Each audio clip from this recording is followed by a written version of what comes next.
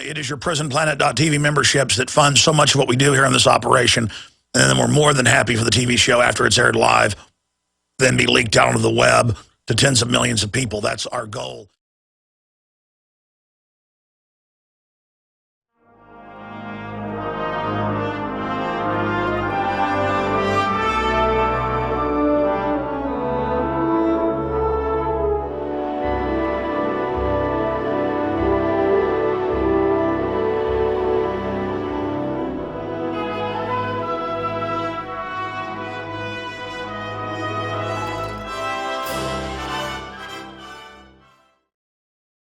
Friends, it is Wednesday, the 10th day of October, 2012. I'm your host, Alex Jones. We're going to be here for the next 3 hours. Wow, there is so much to go over here, and we're going to be breaking it all down today. But China's economy is melting down faster and faster. In fact, I had that in my stack of news, and then right before the show started, just about 2 minutes ago, I was getting a cup of coffee back in the break room, and I had CNBC on, and they were going, let's be honest, China's deteriorating fast with, riots, and the government's pumping in massive amounts of liquidity, and now they have this dispute with Japan and threatening war and massive liquidity in Europe and here, and then I had to walk out of the room to come down here. But you just see it everywhere. The global collapse is accelerating, and it is engineered. And I don't want to just sit here like a deer in the headlights. I mean, to be quite frank, I was talking to my wife this morning, and I said, we're like deer in the headlights. We get up here on the air, and we say everybody should get motivated, and everybody should take action, and everybody should expose the corrupt government we've got and say no to tyranny. But I feel like I'm not doing enough, or that I'm not finding that magic lever to throw that turns all this around. And then I just realized that historically we're entering a very decadent cycle right now. And we're going to go through this. The question is, how bad is it going to be? And the more people we wake up, the better it's going to be. The pain will not be as great and not as prolonged historically. But it is quite a realization to have been on the air for 17 years, really about 13 years, trying to stop this engineered global meltdown that we knew they were setting up then, and to now know that it's not going to be stopped. They're going to start their larger war in the Middle East. It's already begun. They're going to attack Iran. The question is when. They're going to establish pretty much martial law in the Western world, and they're going to raise the taxes and take everybody's private property unless you're an insider. And armies of bureaucrats and corporate bureaucrats are already engaged in their criminal activities all around us. And the general public is in a trance-like state, obsessed with what Lady Gaga is doing. And we are a rotten, corrupt, decadent system, from the elite at the top right down to the general public, myself included. A shadow of the type of men that founded Texas, a shadow of the type of people that founded this republic. I mean, I've studied the history. I don't romanticize it. I am a shadow of those men, and the general public is a shadow of who I am. That's pretty scary when you know that you're low and weak and you're better than almost everybody. And the globalists are fully aware of all this, and they're rolling forward. And they know it's a collapse, so they're institutionalizing cycles and using the natural cycle to accelerate it, to control it, like a spacecraft going around a gas giant to pick up acceleration to slingshot to light speed. And I don't think they're going to execute it. In fact, historically, intellectually, I can look at this. Spiritually, I can look at this. Gut level, I can look at this and tell you, the globalists are going to destroy themselves and us if we don't stop them. So right now, I just hope to survive this collapse and this decadent frothing we're going to witness that's going to make anything in history look like a cakewalk, and hopefully have a remnant of human civilization continue on to the future. And I've just got to go ahead and just tell you, that's where I see things going, and I don't think there's any way to stop it at this point. Okay, there you go. Maybe I'm wrong. I've tried to be an optimist, but this country and this world is a rotten hog in the sun. Welcome, my friends, to another worldwide transmission against tyranny. I don't know who you're batting for out there, but I'm certainly batting for Team Humanity and the future of our species. I want liberty and justice and a fair playing field and a good future for my children. And if my children are going to be free, your children need to be free. What comes around goes around. You reap what you sow. They got a lot of different names for it, but the truth is you don't cheat or screw anybody and not have it come back on you. And the social engineers we have running our society are as wicked and out of control and destructive as the day is long. And the only reason they've been successful, the globalists, at taking over the world to a great extent, is because good men and women have done little or nothing to resist them. And many people that are good who've gotten involved have been diverted by the globalists into their own programs, which on the surface say they have a good goal in mind, but always at its heart have dependency, centralization, and brutality at its heart. Okay, wow. Every day it's an overload before I go on air looking at all the news. But let me just try to give you a smattering of what I'm here looking at. Switzerland prepares for mass civil unrest in Europe. Fears over race wars, economic fallout prompt new military battalions.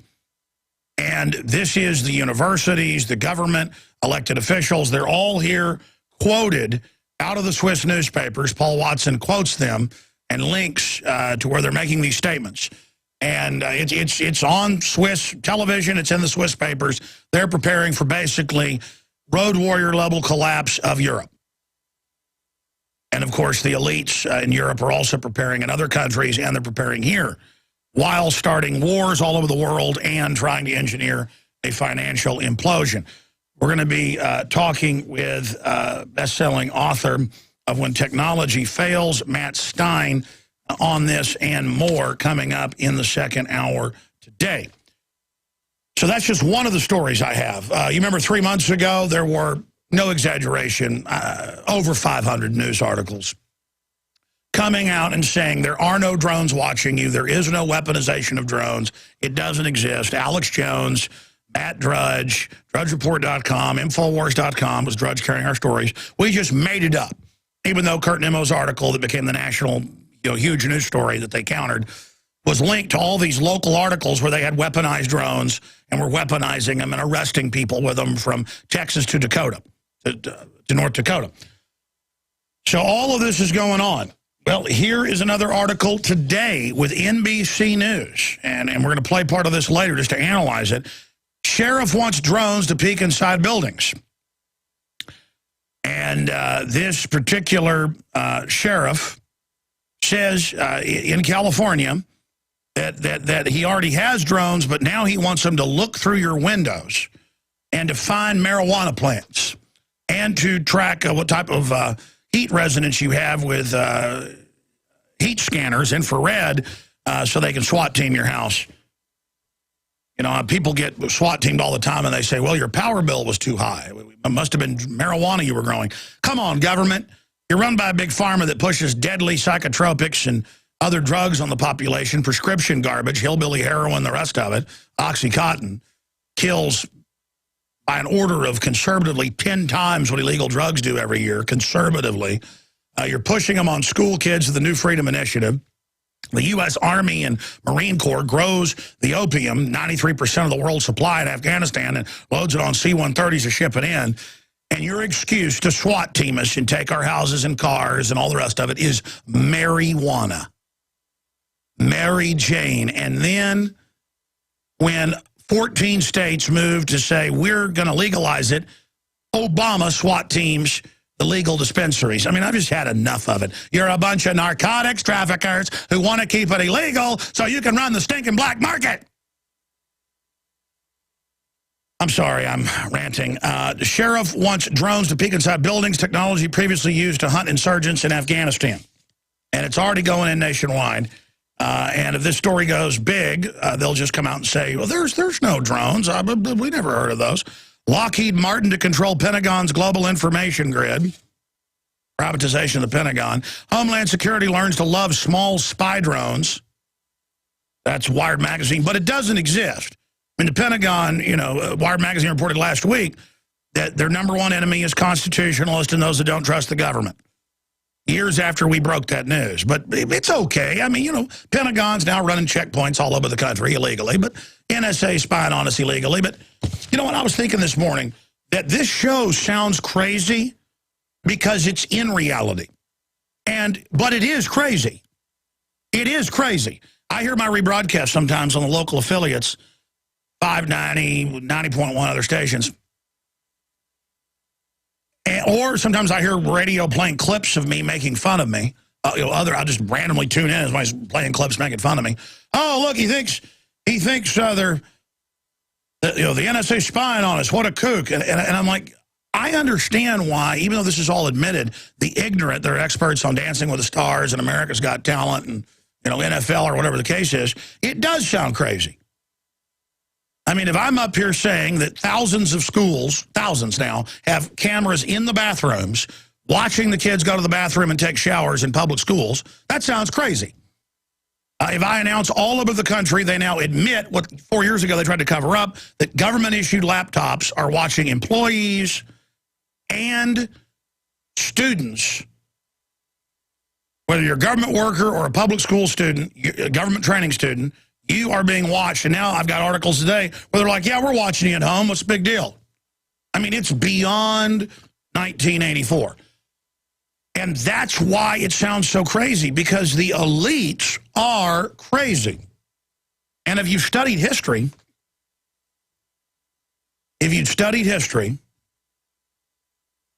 you will know that, well, just look at what all the elites have done, different elites. They always think they're God and start murdering everybody in mass or demanding your firstborn be sacrificed or burning cities down for fun or, some neighbor challenges them so they take over and kill every man, woman, and child, or line 2,000 miles of Roman roads with people crucified upside down just because they want to, hail the birthday of the emperor. Or, you know what, let's have 10,000 Roman slaves killed in the arena this month to signify, the marriage of the emperor. Just a raw exercise of power. I've got several articles today about the TSA in mainstream news, one of them out of Seattle, local TV, Como TV, where people are in wheelchairs after serious surgeries, one woman terminal with cancer, and the TSA removes the bandages to make sure it's not a bomb. See, there's no medical rules anymore. There's no Hippocratic Oath. There's no Fourth Amendment. There's no nothing anymore. There is simply the system is going to dominate you, and you're like, but it's so horrible. It's so brutal. That's the point. The point is they're going to change your mores. They're going to change your attitude. They're going to train you, line up, and the Army's going to search you when we say, and you know what? I've got an article here out of Austin. They admit it happened. The family calls an ambulance and says, he's flailing around all over the place. Dad's flailing around. And so along with the fire truck and the ambulance comes the police, and the police get there, and they order a man having a full-born violent seizure, that's in my news stack here today, to freeze. And in their threat continuum, first they start billy clubbing you or tasering you, and then 10 of them will sit on you till you die. And, of course, the guy's biting his tongue, flopping around, bleeding all over the place. And they're just like, well, he isn't following our orders. Let's sit on him and taser him over and over again until he had a heart attack. And they admitted this in the report. I have this, NBC News. And I was reading some of the comments in one of the reports, and they're like, well, that's good. He didn't follow orders. Hey, your kid's mentally retarded? They're dead. Or your kid's autistic? They're dead. Because they don't follow the order. I read all the time about deaf people being attacked. And again, this isn't a cop bashing fest. The public's been dumbed down. The society has been dumbed down. So now they don't want to hire police who've got over 100 IQs. And they tell them, hey, here's your threat continuum. Here's your threat spectrum. And they got there, and the guys flopped around. They said, stop flopping around. That's in, and he didn't. And they're like, no, he's having a seizure. And they went, doesn't matter. And they all jumped on him, beat him up, started tasering him over and over again, over and over and over again, until EMTs got there. And the Austin Police Department's defending it. They go, well, you shouldn't have a seizure. We're going to kill you. I mean, you know. And you read this, you're like, this doesn't make any sense. It makes total sense. And there it is, cops taser man for having seizure, Austin, Texas. That's an RT article about it. And again, it's about the mindlessness. I mean, I've been at the airport and seen them when some 90-something-year-old woman looks like she's already dead. And they tell her, get up, go through the scanner. And the woman looks up, obviously can't hear a thing. They'll have like their granddaughter with them who looks like they're 50-something years old. And they're like, get her up, get up. They're like, oh, sorry, he hasn't walked in years. And you read about these stories all the time. They just say, we don't care, get her up. And they'll point to other passengers, get up, pick her up. And it's about the humiliation of the old. All the different TV shows, hate children, hate old people, hey, let's euthanize them. It's about dehumanizing us where we're lower than animals while they build up the rights of animals. You understand? I'll give you the big news when we come back. Stay with us. I'm Alex Jones. We are back live. I didn't even get into the top news here. I haven't even gotten into it. I haven't even mentioned really what's coming up yet. I mean, here it is. We knew it was coming. It's in the New York Times. Kurt Nimmo wrote an article about it. It's up at Infowars.com. It is a big, big deal. We've known for 9 months our so-called government run by the foreign mega banks. Remember, we've been captured as well through financial fraud. Now they want to militarily put troops on the streets just to get everybody officially conquered. And the poor Syrians who've tried to work with the West, just like Gaddafi's tried to work with the West, are absolutely under 9 months of sustained al-Qaeda attack. And as you know now, starting, almost 9 days ago, Turkey began shelling the entire border region that they said so that they could help bring in more jihadis, mainly out of Saudi Arabia. And they have U.S. troops right there on the border on record. Kurt Nimmo links to all this. Training them and arming them to go in. And the Russians that are there backing up the Syrians, they have been fighting to keep the infiltrators from getting in, where they can then have house-to-house battles in the different Syrian cities. They're trying to stop them at the border. And so NATO-made mortars, that's come out, started getting fired back into a few civilian areas so they could then blame it on Syria. And then the big tell is that Syria never said they were doing it, but our media said, Syria admits they're attacking Turkey. And then Syria's like, no, we're not. We don't want you to invade us. You're doing this. You're the ones attacking us. But it doesn't matter. Our media is now the same ones that, tell you the Federal Reserve is a government agency. They're now saying that they're going to have to bomb Syria, which, of course, they promised 8 months ago they'd never do, because Syria is attacking poor little Turkey with the biggest military in the Middle East. U.S. moves to impose buffer zone inside Syria near Jordan border. By the way, I want to get Sibel Edmonds on. She, of course, worked at the FBI decoding NSA, and she's got a lot of inside intel on this. Let's try to get Sibel on tomorrow or Friday if we can. Or maybe Sunday. U.S. moves to impose buffer zone inside Syria. So they now have one on the Turkey-Syria border and now the Jordan border with the shelling.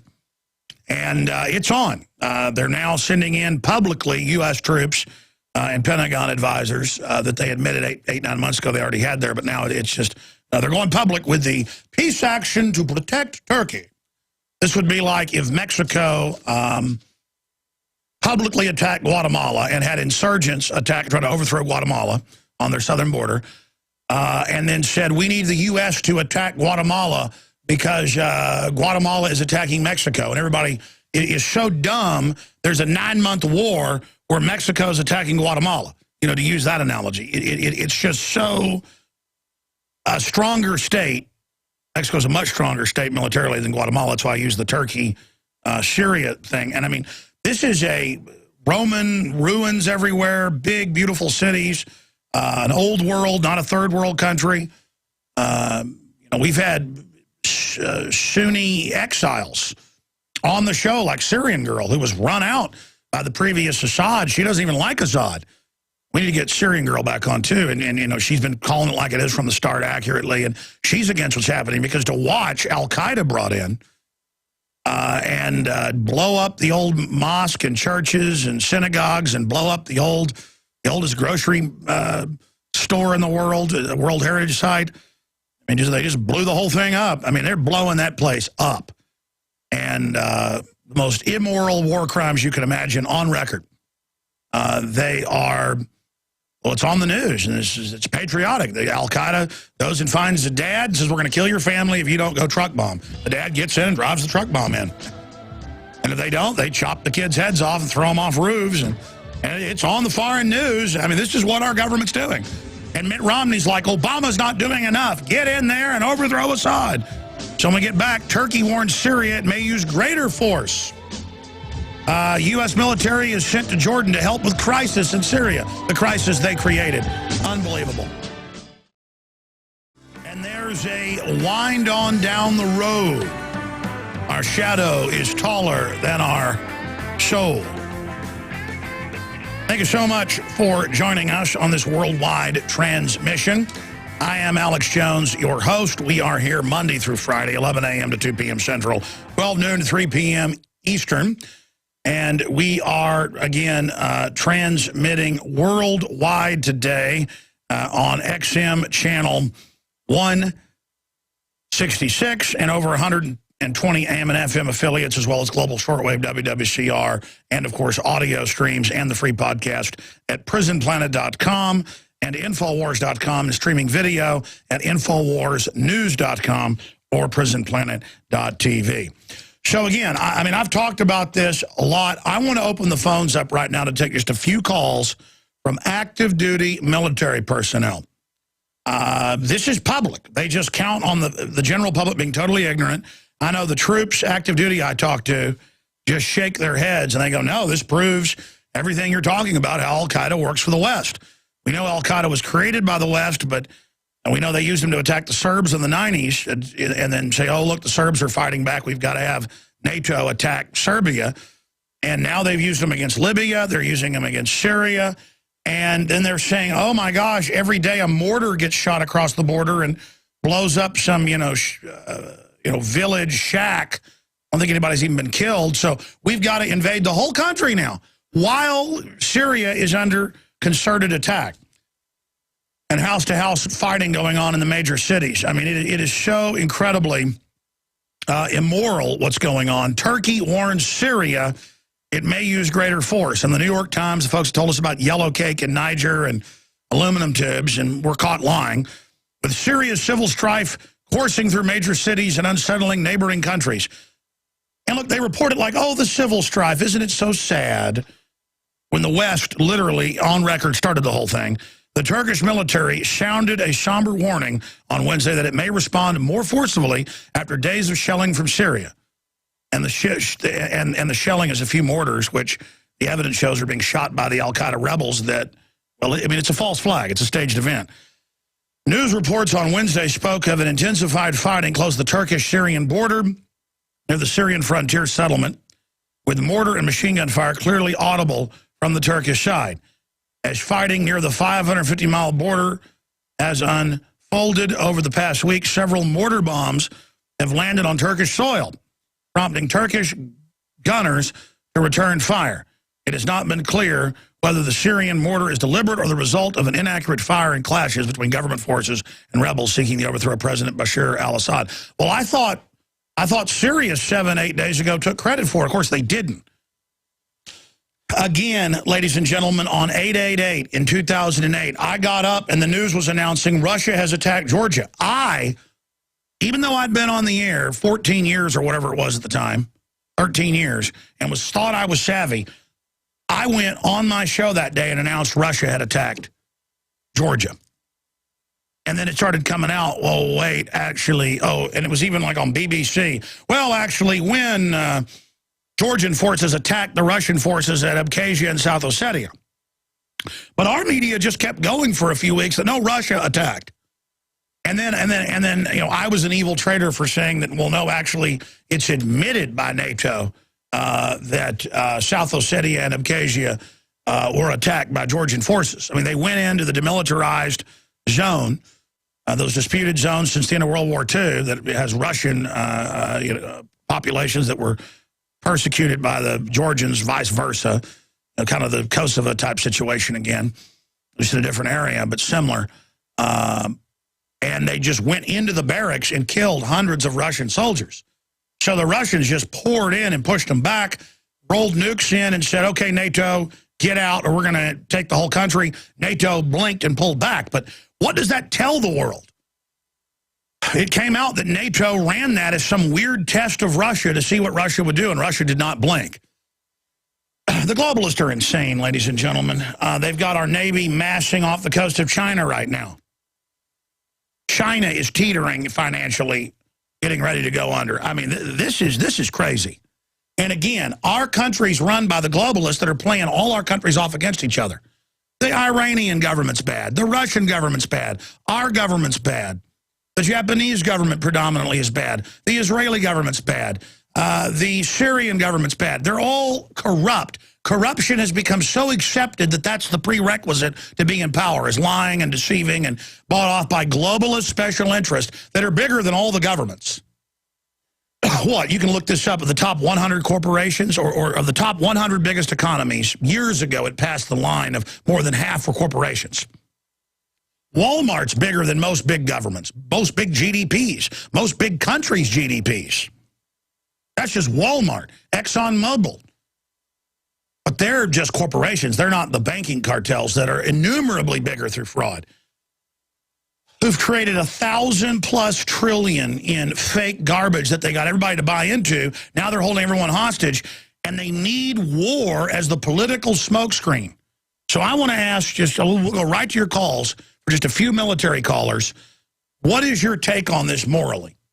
To know that, you know, even the Council on Foreign Relations and the Washington Post and the LA Times, they admit, okay, yeah, 25% to 50% of the fighters are al-Qaeda. Yeah, they're blowing up churches.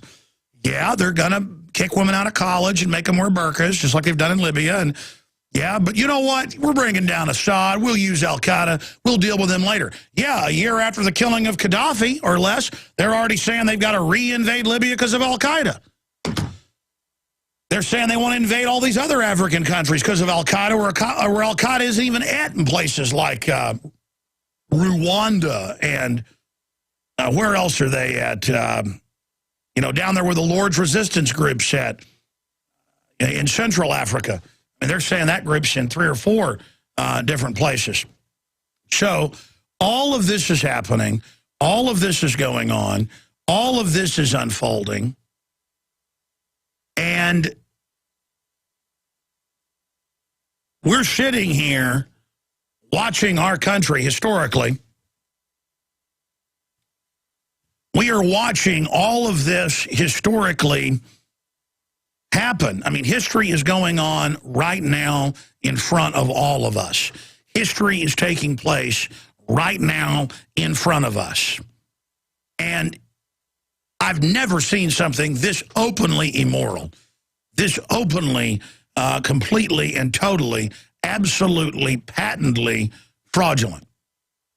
I have never seen anything this. I mean, they've done corrupt things in the past. We've had corrupt elites for a long time. But this is so over the top to have al-Qaeda in there engaging in mass war crimes, throwing people off roofs, chopping their heads off, blowing up churches, desecrating churches, dressing up in Orthodox priest robes, making jokes, al-Qaeda videos, you know, where they're on tape going, yes, America's helping us today, but I will kill you soon. We will hoist the al-Qaeda flag over the White House. We will kill you infidel Christians, and we'll blow Israel up. And we're sitting there watching this as our government says, hey, we've got to take all your rights and all of your liberties. We've got to do this because al-Qaeda is everywhere. They've got to take 92-year-old women who've just had, you know, cancer surgery, who are going home to die, and they've got to rip the bandages off of them. They've got to rip appendages out of people. They've got to pull catheters out of people's genitals. They've got to rip colostomy bags off as feces splatters everywhere. This is on the news. They're like, what is that? It's a colostomy bag. I'm ripping it off. This is what things have turned. It's all just total acts of domination by crazy elites. And they know what they're doing, but they're still insane. They're crazy like a fox. But this is all insane because the elite is insane. Here's the toll-free number, 800-259-9231, 800-259-9231. And we will get you up and on the air today because I want to hear from you. I want to know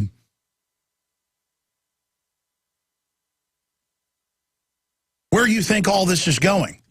I mean, you don't think Switzerland's publicly saying they're getting ready for Europe's collapse and massively increasing their military to keep refugees out of Switzerland because, they're just doing that for nothing. They've never done this except pre-World War II. That was the last time. Speaking of World War II, I had read this back when I had time to read history books as a pleasurable experience. I used to read several big history books every month, sometimes every week. And I remember reading conspiracy theory out of Hitler's mouth, that when he didn't like what somebody was saying, he would say they were a conspiracy theorist. Before that, they would say you're crazy or you're making things up or that it's wild rumors or that you were an old lady. Those were the terms they would use to discredit somebody as just a throwaway line. But the word conspiracy theory, the first time it's been confirmed to have been used, there's an article at Infowars.com about this today. Madman Hitler in 1945, the Holocaust is a conspiracy theory, and he broadcast from his bunker underneath the Reich Chancellery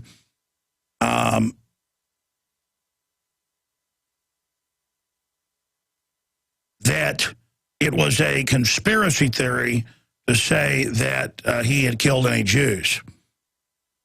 And my only point is that when they use terms like conspiracy theory, it's just amazing. Okay, continuing here, folks, I see that your calls are coming in. I'll go to those here in a moment. We've got Ben Stein coming on the broadcast. Matt Stein. I've tried to get Ben Stein on. I think that's why I said that. Matt Stein, when technology fails, to give us his perspective on this and also this culture. Why is the mainstream media pushing 24/7 right now that there's going to be a societal collapse? See, that's a meme they're pushing, but they're always acting like it's going to be some outside event that happens, so it's kind of collectively in the subconscious. Because they know the general public. There was an article out yesterday about one of the stars of one of these shows where the the right-wingers don't want to turn their guns in, so they're terrorists. What's it called? Revolution. He's on the show, and he says people start fights with him just hearing that he's playing a terrorist. So, I mean, that's how this works. That's why people are always going to liquor stores and shooting Sikhs, because they're wearing a turban on their head and have a beard. They don't know there's scores of religions that, have big beards and turbans on their heads over in the East, Near East, Far East, you name it. And they don't even apologize. When these guys go to prison, they say, oh, I know he was Al-Qaeda. When they get the guy up on stand, I've seen the cases where I know he's one. So, I mean, that's it. It's just, they're just there now pushing this whole thing, getting everybody ready for the collapse. So everyone just expects it and then blames, peak oil or the Kuiper Belt object or, whatever it is, when it's a organized Agenda 21 implosion of society. James, Jared, John, and others. James is in the Marine Corps. Do you disagree with me? Do you agree? I mean, it's admitted they're putting al-Qaeda in Syria and gave Libya over to them and gave them 10,000 missiles. And we're simultaneously now being told they've got to attack Syria and Iran because they're al-Qaeda. That was in the news yesterday. What's your take on this? Hello, Alex. Yes, sir. No, this is James. Look here, I used to be in the Marine Corps, and look here, I worked in logistics and communications. So far as the deal where they tell you about the mortars hitting, our mortars, like the biggest ones we have, the 80-millimeter mortars. They only, statistically speaking, they only will get about 3 miles. from the border from Syria to Turkey. You're looking at about 260-something miles from the border. So they need to get their logistics right when they tell people stuff like that. Guys like us out there that see what's going on, that's been there, that understand that all this is a big wash. And if they keep this up, we're going to basically have ourselves undermanned, ungunned, and everything else, and then we're going to be taking over. See, also, I think the people that have done this a long time ago. Do you know back in 1970, I went to Marine Corps in 1978, they were trying to get us to wear the blue helmets, and us guys back then refused to wear those helmets. And we said we would not do it. But that's the reason why they're going after the older guys like us, but we were dedicated to the Corps and to the United States. Yeah, I've seen reports of 60-year-old Marines right now that are in combat, some even older. Just amazing how many of the older generation they've had to go join the military, rejoin. Exactly, because simple reason that we was taught, from old school, and we was, like I said, we was dedicated. But these guys that got nowadays don't understand that they have basically exhausted all your supplies and everything else. So people need to wake up, and you're right. I've listened to your show for a long time. I think when you first started up, I listened to you. So us guys sitting in the background, we're basically monitoring everything that's happening. And so everything is, most Marines I know that's in the units I've been in, they're just hunkering down and just waiting to see what's actually going on. Because right now they can't be exposed, and the people that is in charge of the show, they are tyrannical, and they have basically lost their moral scope. Exactly, because America's never been perfect, but I've never publicly using al-Qaeda to go invade countries that aren't attacking anybody, and then saying on the news, we've got to attack Syria because they're al-Qaeda, when it's admitted it's al-Qaeda attacking Syria. How dumb do they think the general public is? Well, pretty darn dumb, but like you just said, military, like family I've got that's been in Turkey, been in Jordan, been in Israel, they all know the players. For the military, it's blowing them away to be publicly helping al-Qaeda right now. Exactly. Well, what has to happen is the people got to realize that between al-Qaeda and CIA, we know that Brzezinski started it. Matter of fact, we over there in Pakistan and running around doing the Soviets. Like I say, everything Pachinik has said, everything that Sabel has said, and people within the agencies, the NSA, the CIA, all the good people that know what's going on, they like to say, they basically just see how far this stuff is going to go. But right now, they don't want to be compromised for the simple reason that they can be taken out. So that's why we're going to see what happens and what comes to a head, and then I think things will change pretty soon.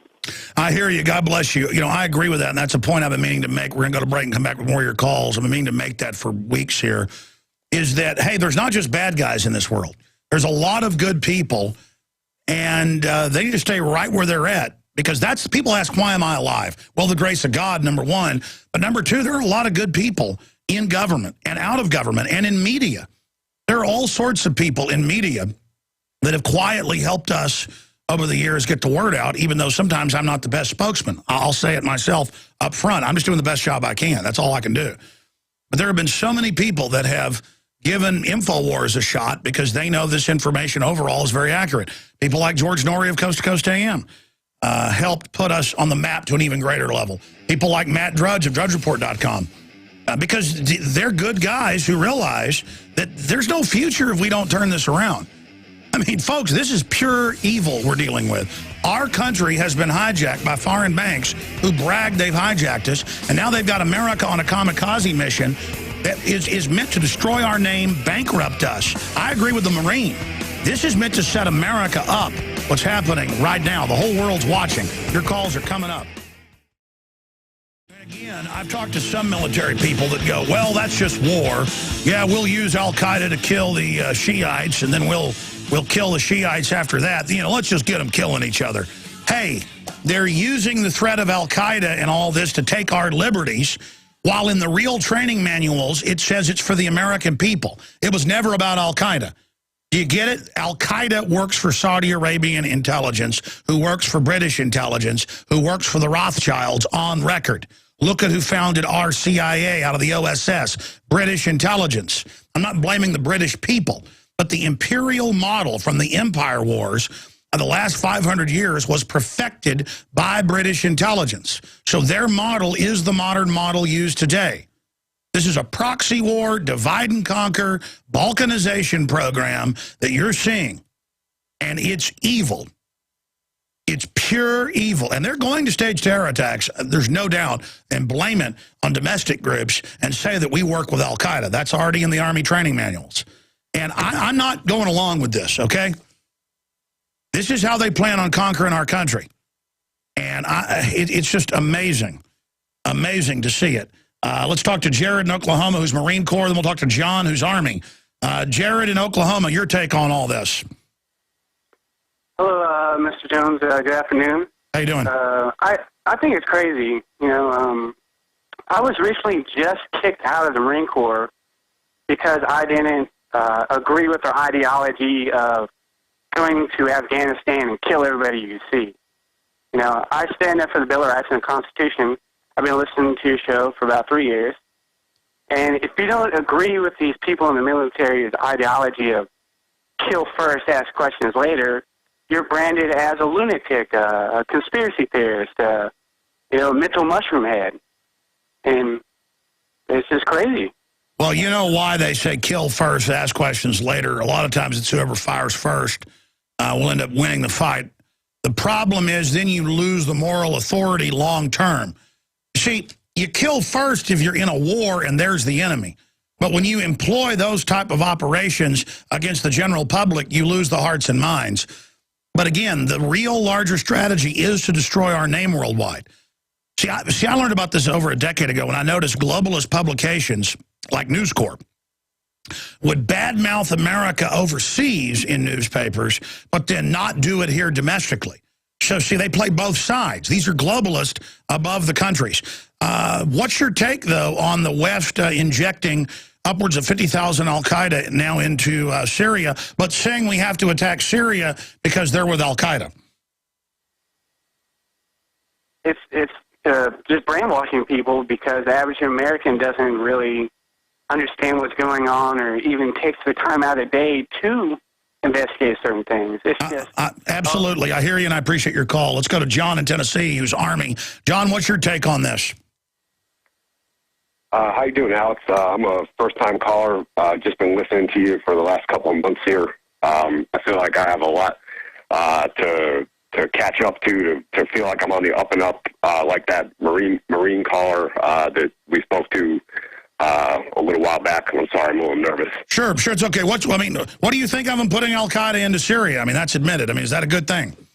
I think it's despicable. At the end of the day, you've got the same guys who are destroying Syria under our own government's intent, and you know, these, if you look around and see reports from actual Syrian civilians, you see that they say that these guys that are these rebels, they're like 95% of them are foreign, and it's not. No, sure. Stay there. Back in 1 minute. Yeah, and roughly half of them are Al-Qaeda. All right, it's another hour of Worldwide Radio, second hour. Thank you for joining us. Coming up, we're going to talk to a special guest about Switzerland prepares for mass civil unrest in Europe. Get into the economic news. But now the so-called United States, that means the banker-run U.S. military, bankster-run, is doing what we knew they would do, carving out controlled military zones to inject jihadis, Al-Qaeda and others on the Turkey-Syria border and the Jordan-Syria border, where they have U.S. bases set up on both sides, training them, along with their NATO forces, and they've got CIA, MI6, and others inside the country. Russian general's been confirmed to be killed. It's a proxy war.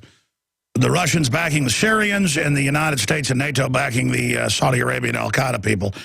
And it's unbelievably immoral. They started the war. They call it a humanitarian action. It is wild. And now they're moving towards a strike on Iran. That's in the news. We've got a caller who's in the Army, John in Tennessee. John, overall, when you talk to your friends in the military, are they even concerned about what's going on in the Middle East, or are they conscious of the fact that they're gearing up towards what Secretary of Defense Panetta called a larger regional war where the United States and NATO are allied with the Sunni Wahhabist al-Qaeda in a battle against Shiites. Does that sound like a fun thing to be in the middle of a Arab civil war? No, definitely not. I mean, the Sunni Shiite thing has been going on for quite some time, and there's no doubt in my mind that the whole MO with that is to just create disruption in that general area. Just wanted to get you up on me. I was medically retired from the military back in 2010. I'm not active duty right now. Sure, I just wanted my the take period of active duty or people that just got out. So if you're talking to friends though, what's their take on all this? Well, if I'm talking to veterans who are already out like me, some of them are opening up their eyes to it because I don't know. I mean, when you get out, like it's been for me, you sit around, you think a lot, think about everything that happened, and I couldn't help but want to look more into everything. I actually had a point I wanted to bring up about the Bin Laden raid because I saw an article on your website about it early this morning. I ended up doing 25 cumulative months in Iraq as an infantryman, and I conducted tons of raids. And when you put the big picture together, thinking about that whole Bin Laden raid, something that just makes no sense whatsoever, and that a lot of people really haven't been bringing up, is that if Bin Laden, according to the way their story was living and breathing inside that compound before they conducted that raid, for SEAL Team 6 to be going in and raiding that compound and know that he's alive in there and not take him alive makes no sense. And here's why. From an intelligence standpoint, if the Obama administration were able to get their hands on a live captured Bin Laden, the benefit to their administration is unquantifiable. They could put him. They could parade him around, but he worked for the globalists. He worked for Brzezinski, so you can't do that. Plus, the helicopter blew up. Then they blew up the rest of the SEAL Team 6 a month later. And it was some type of dummy guy, some kind of look-alike. So they threw the body in the sea. I mean, it's like little kids believe that Santa Claus comes down the chimney. I was 3 years old, and they were telling me that on Christmas Eve, and I said, he's too fat. And because I'm a bad person. I mean, I should believe in Santa Claus, but I don't. But yeah, no, I mean, obviously the whole story's a joke. The Situation Room photos are fake. The whole thing's fake. If people believe Bin Laden was really killed in that raid, they believe in the Tooth Fairy. We'll be right back. Stay with us. Absolutely. When you have that attitude and let the power structure know that you're aware of their implosion of society to shut down their competition and consolidate power and overthrow the gains that Western civilization has made for liberty and freedom and a level playing field since 1215 and the Magna Carta. The globalists want to reverse all that, and they admit that's their plan. We have to get angry. We have to say no to that plan. All right, for the balance of the hour, we are joined by Matt Stein, best-selling author of When Technology Fails and More. And I wanted to get him on, we're going to him here in a few minutes, to talk about the phenomenon of all these TV shows about societal collapse and what is the power structure getting us ready for. Homeland Security TV and print ads about zombie apocalypse, be ready for it, implying, when the welfare checks don't work anymore, the general public's going to turn into something like zombies. We've made that point for many years. And now Paul Watson's article up at Infowars.com and PrisonPlanet.com. Switzerland prepares for mass civil unrest in Europe. Fears over race wars, economic fallout prompt new military battalions. That's in the mainline Swiss news.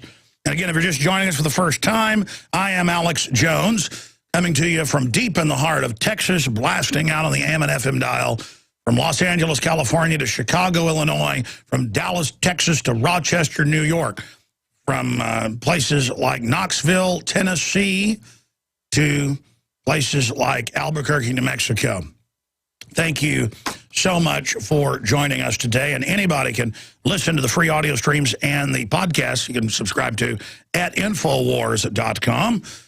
There's a war on for your mind, hence Infowars.com, and we're fighting the construction of the technocratic, technotronic, technocracy-based prison planet, hence prisonplanet.com and the video streams at prisonplanet.tv. I didn't do any plugging in the first hour. I always seem to forget that, and it's important to do that because we're self-funded here by our sponsors and listeners and the different ways that we've been able to build a news organization with all totaled about 50 people, 51 people, counting some of the contractors, upwards of 10 reporters now, the video editors, the researchers, customer service, the shipping department, all of it, 52 souls total. The writers, Kurt Nimmo, Don Salazar, Aaron Dykes, Paul Watson, Steve Watson, his brother.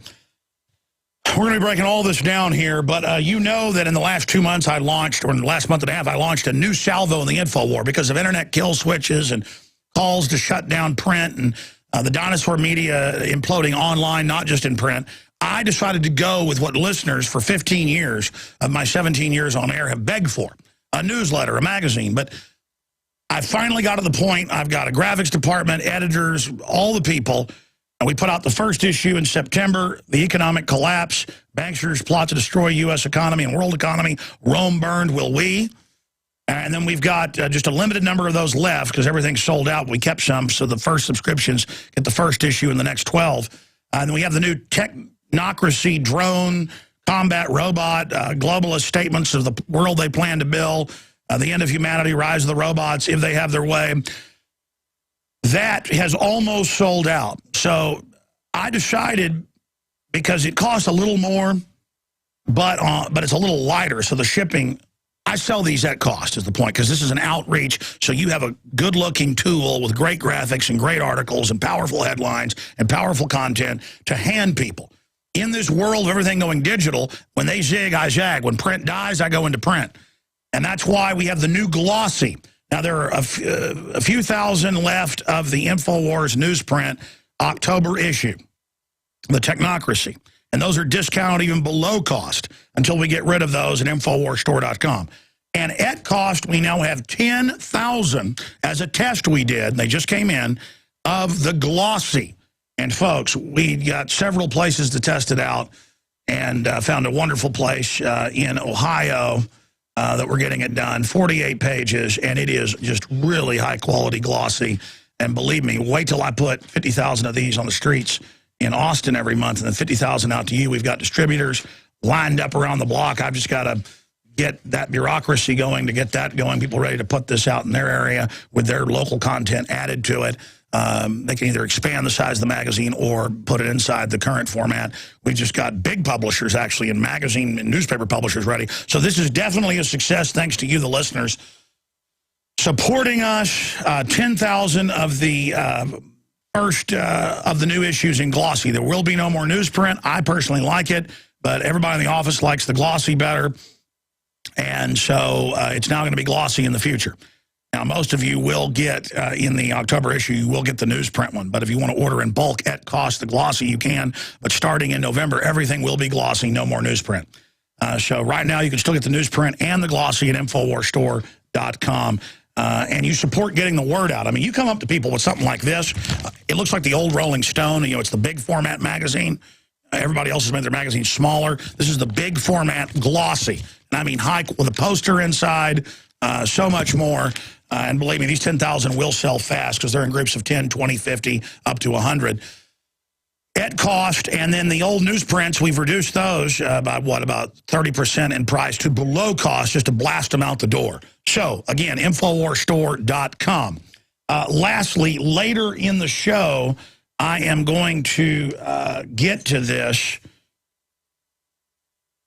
in full. Coming up next Thursday and Friday, I'm going to broadcast 48 hours straight. Now, I'll be on air about 15, 16 hours of that, or maybe 20 the way I was looking at it. But we're going to have everybody from David Icke to Greg Palast to Sean Stone to John Rappaport to Mike Adams to Webster Tarpley. We're going to, these are all confirmed. You got George Norrie here? Or are these people you're hoping to get? Because most of these I know are confirmed. Do we have George Norrie yet? We'll get. Oh, good. He's confirmed. Okay, good. Just making sure. I just said get him yesterday. Well, thank you, George. Jakari Jackson will then co-host, Dan Badandi, Aaron Dykes, and Melissa Melton. We're going to have Gerald Salente, Max Kaiser, Ben Fuchs, and a bunch of other people that were lining up some big surprises. And remind me to call my celebrity friends and try to get them on the show as well. What, do you want to hear Charlie Sheen on? Bet I can get him. Oh, no, cause a whole nother big meltdown situation. I'm afraid to do it. Maybe Willie Nelson. I was talking to a friend the other day, and they said Willie was saying some kind of things. By the way, every time I talk to locals that are friends with Woody Harrelson, oh, I need to call Alex. I want to go on his show. But then we call him, and he's always like, yeah, when I'm done doing this movie. Same thing with Mike Judge. Mike Judge is out hanging out with Weldon, drinking beer last weekend, 2 weekends ago. Oh, yeah, call me. I want to come on. Okay, Mike Judge, we know you listen. Come on. Anyways, side issue. Weldon Henson's something else. I need to go hang out with him. Anyways, side issue. The point is that we're going to have a lot of surprises on the show. Maybe Dave Mustaine, Billy Corgan. Who knows? Maybe I'll get a famous rock. Maybe we'll get Robert Plant on the show. He lives here in Austin. Give him okay, I'm going to keep my mouth shut. Maybe I'll get Yoko Ono or John Lennon on the show. Okay, I'm going to stop right there. I'm going to stop right there. I'm out of control, ladies and gentlemen. And I'm not bragging about all these famous people that are listeners. It's a fact that we're starting to win the info war, that so many prominent people are listeners. Joe Perry is a listener. I want to say hi to him. And he's invited me out when they were doing their new record a year ago or so. I didn't have time to go out to L.A. I'm not bragging about that. The point is I could just keep naming names here of the people that have reached out to us over the years, or the people that we know are listeners. Bruce Willis. Rick Linklater told that story on air, and later I confirmed it, but I'll never tell. Bruce Willis is a listener. Talked about how he woke up to the New World Order in Vanity Fair. Well, Bruce, we haven't ever... Well, maybe Bruce hadn't been on the show because I haven't tried to get him on. It's kind of like when I'm hanging out with Harry Dean Stanton and all these movie stars at Jesse's birthday party, and I didn't even try to get any of them on the show. I'm just too cool for school's the problem. Anyways, it doesn't matter. Side issue. You're not tuning in to hear about that. The point is we're going to have some surprises as well during the 48-hour Money Bomb broadcast. We can buy some more equipment, get the satellite uplinks in. We've certainly come a long way thanks to all of you. I'll tell you who the real celebrities are in my mind. They're trailblazers in the media. They're standing up against tyranny. I don't care if you're a local AM or FM host. I don't care if you're a national TV host. I don't care if you're an author. You know, one of the coolest people ever, even though I didn't agree with all of his politics, was, well, people like Kurt Vonnegut was a listener. But he told me he was too old to come on the show, and I guess he was because he was dead 6 months later. But the point is, there are a lot of people that love freedom out there, and they need to speak out. Didn't agree with a lot of stuff that Gore Vidal said, but he's been on the show many times. He's dead now. God rest his soul. But he had the courage to talk about 9/11 being an inside job and CNN being run by the Pentagon. Point is, there's a lot of people that love liberty out there. We have a lot of friends. One of them is Matt Stein, mattstein.com. I'm going to get to him when we come back. Hold him a little bit in the next hour so he gets his time. But big 48-hour broadcast next Thursday and Friday. Okay, Matthew Stein is a design engineer, green builder, and author of the two best-selling books, When Disaster Strikes, A Comprehensive Guide to Emergency Planning and Crisis Survival. It's excellent. We have it at Infowars.com, along with Strategic Relocation by Joel Skousen. And When Technology Fails, a manual for self-reliance, sustainability, real sustainability, and surviving the long emergency. And he's been talking about this for decades, and he joins us now. Why is it so hot? Why is it so big? Because, you know, we were talking off air. He was talking to my producer a few days ago. We were trying to set him up last week about the fact that you have all these new TV shows out obsessed with all of this. All of these new episodes, like Revolution and others, and you know, The World After Humans, and all these publications, and Discovery and history shows, and the elites buying bunkers, and governments digging in. And then I have this report out of prisonplanet.com today by Paul Joseph Watson. Switzerland prepares for mass civil unrest in Europe. Fears over race wars, economic fallout prompt new military battalions. And I'll read some of these quotes. You've got the British Ministry of Defense report from 2007 predicting all this by 2015. They're not saying it might happen. They're predicting it. And then you realize the banks are engineering it. But now they've engineered it so far, I don't think they can even reverse it now, even if they tried. Perhaps I'm wrong, but Matt, the whole world, especially the rich, are gearing up for collapse, and there's this obsession with it. Are they preparing us psychologically for the economic collapse, or is something really coming? in some celestial cycle? What do you think's really happening? Well, in my opinion, clearly something is definitely happening, and that people, I mean, you know, we all go into high school and we draw graphs, and we've got a whole bunch of graphs for the state of the world, the natural systems of the world that keep life as we go going on planet Earth. They're all headed for the bottom. So basically, business as usual is going to collapse the world as we know it. Now, on top of that, there's a guaranteed game over civilization changing event, and that's the sun has these massive solar storms, and several times a year, coronal mass ejections of the size that would end life as we know it on planet Earth. Not kill everybody, but wipe out the grid, the infrastructure collapse, governments collapse, stock market collapse, all of that. These size CMEs launch out of the sun several times a year, regardless of the solar cycle. It's just that most of the time, you know, with the big giant solar system and Earth's just a tiny little dot, so most of the time it goes away from the planet Earth and nothing happens. But statistically, we get nailed by a storm that size roughly once every 75 to 100 years. That's been 90 years since the last one in 1921. It was only 60 years before that since the big 1859 Carrington event. So do the math. That's an average of 75 years between the last two big events. And it's been 90 years since the last one, so we're basically overdue. So I think intuitively, humanity on a mass scale is understanding that we can't keep doing what we're doing because we're soiling the nest and taking the planet down. And business as usual, profit as the god that runs the entire world, like the prophet is the supreme king, and it doesn't matter if we kill the planet so long as we make a buck while we're doing it. I think that model that we built our world on is also killing the world. So we got natural events from Mother Earth. We got the very distinct possibility that a place like Iran, I mean, according to some people, like this pseudonym Reza Khalili, who claims he was in the Revolutionary Guard, was educated in America, joined the Revolutionary Guard when the revolution in Iran got disillusioned and joined the CIA. Whether I can't say whether the guy is a fictional character. No, I understand, but what is he saying?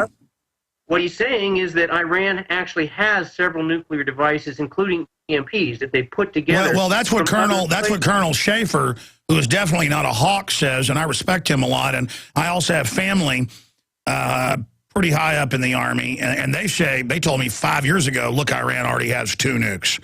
So I don't know if that's internal propaganda or whether it's true, but Colonel Schaefer believes it. I agree. I don't know either whether it's propaganda to push us supporting Israel, but if they actually have the 2 to 10 nuclear devices they're talking about, then I think they're just waiting for an Israeli or U.S. attack to justify doing an EMP attack on Israel and the United States to just totally shut us down. Yeah, I think that's what the big gear up. That's what the Swiss government says, is they're worried about World War III starting. The Secretary of Defense says it could lead to that.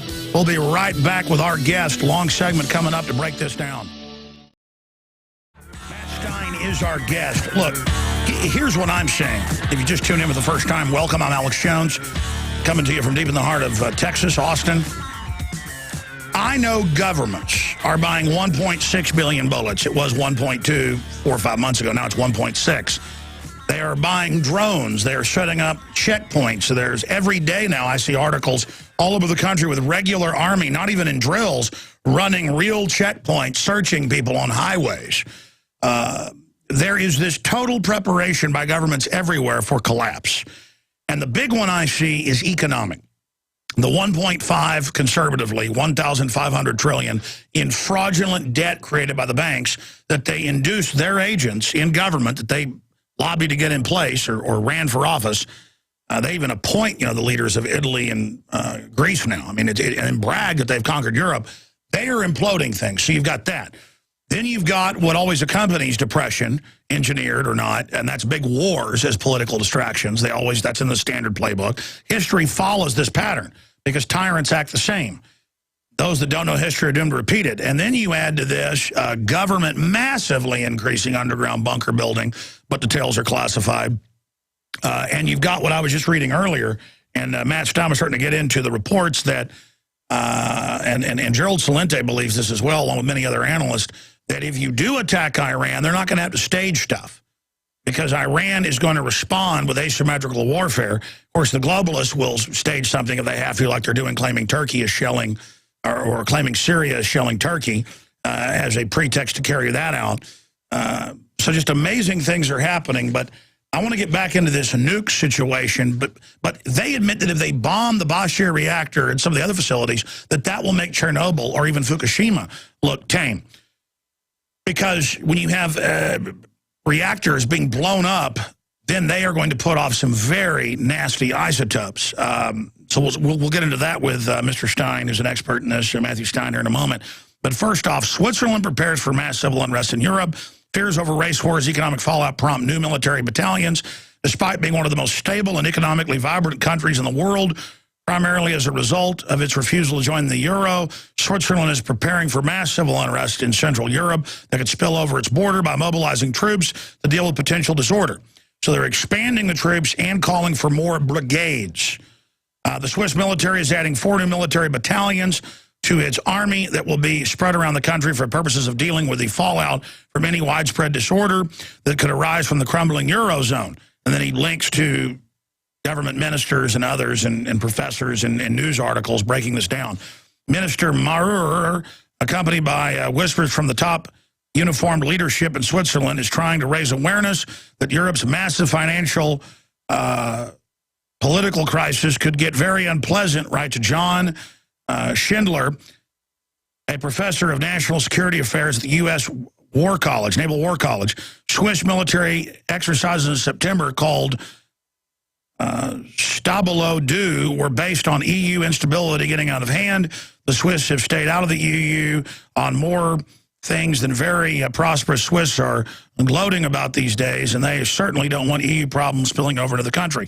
And then it goes over the 200,000 troops they want to expand. The last time they did this was right before World War II. And the fact that in their papers they're concerned about race war and basically total collapse and Muslim uprisings, amongst other things. Again, and then you have the British Ministry report, 2007. Guys, just type in flash mobs, British report, and that's the London Guardian headline. That'll bring it up. And it says total collapse of society, 2015. Now, again, going back to our guest, finishing up with the nuke stuff, but I want to get your take on this. I'm not saying all this is going to happen. I hope it isn't. But I'm having to get to the point here where more and more the events are now actually arriving.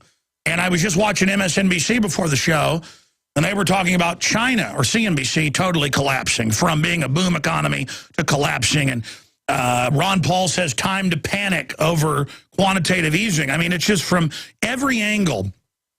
I totally concur with what you said, and I'm going to give you the floor on this for the balance of the long segment here, that people instinctively know that there's a perfect storm of different events happening, and that society goes through these cycles, but we're going into a mega cycle that I believe is going to dwarf any previous cycle. And all the bedlam we're seeing right now is nothing but birthing pains for the main event. Go ahead and get into the nukes and then EMPs, what it does to reactors, and then tying it into the Switzerland preparation. Well, I agree. I think the perfect storm is coming, and like yourself, I hope it's not an all-out collapse. I mean, it's not something I'm hoping or planning for and getting all excited about. But I think intuitively that people all over the world know that right around the corner, some huge events are happening. And on a government level, I know they have remote viewers, and they look and see if there's a consensus amongst the remote viewers. I'm sure they've seen some pretty nasty stuff, and that's one of the reasons that they're doing all of the bunkers and doing all of the bullets and doing all of this. I think that the people in government really don't want it all to fall apart totally, because they want to eat and they want to live and they want to breathe the air too, like we do. You know, so it's a combination of how much is orchestrated and how much is that they just know, just like the average Joe knows, that you know, this big machine's not going to keep running that much longer, at least not the way it is. Hopefully on some level it will keep running.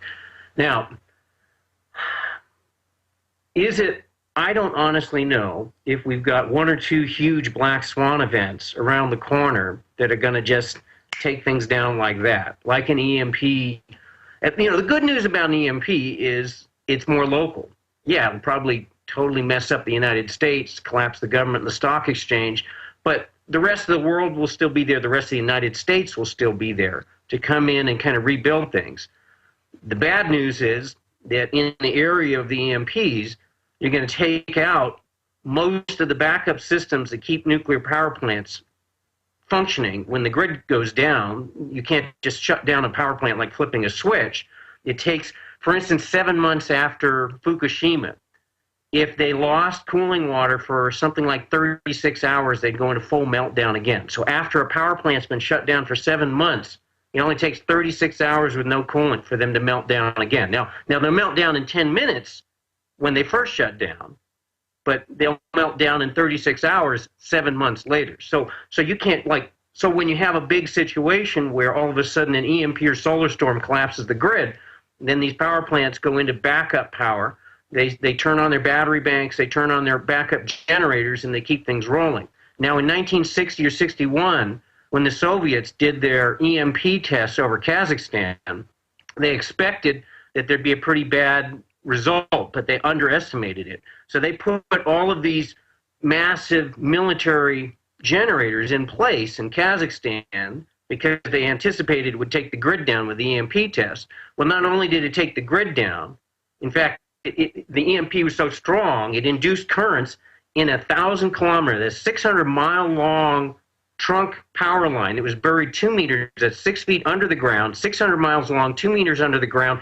It put so much current in that it burned the power plant down 600 miles away.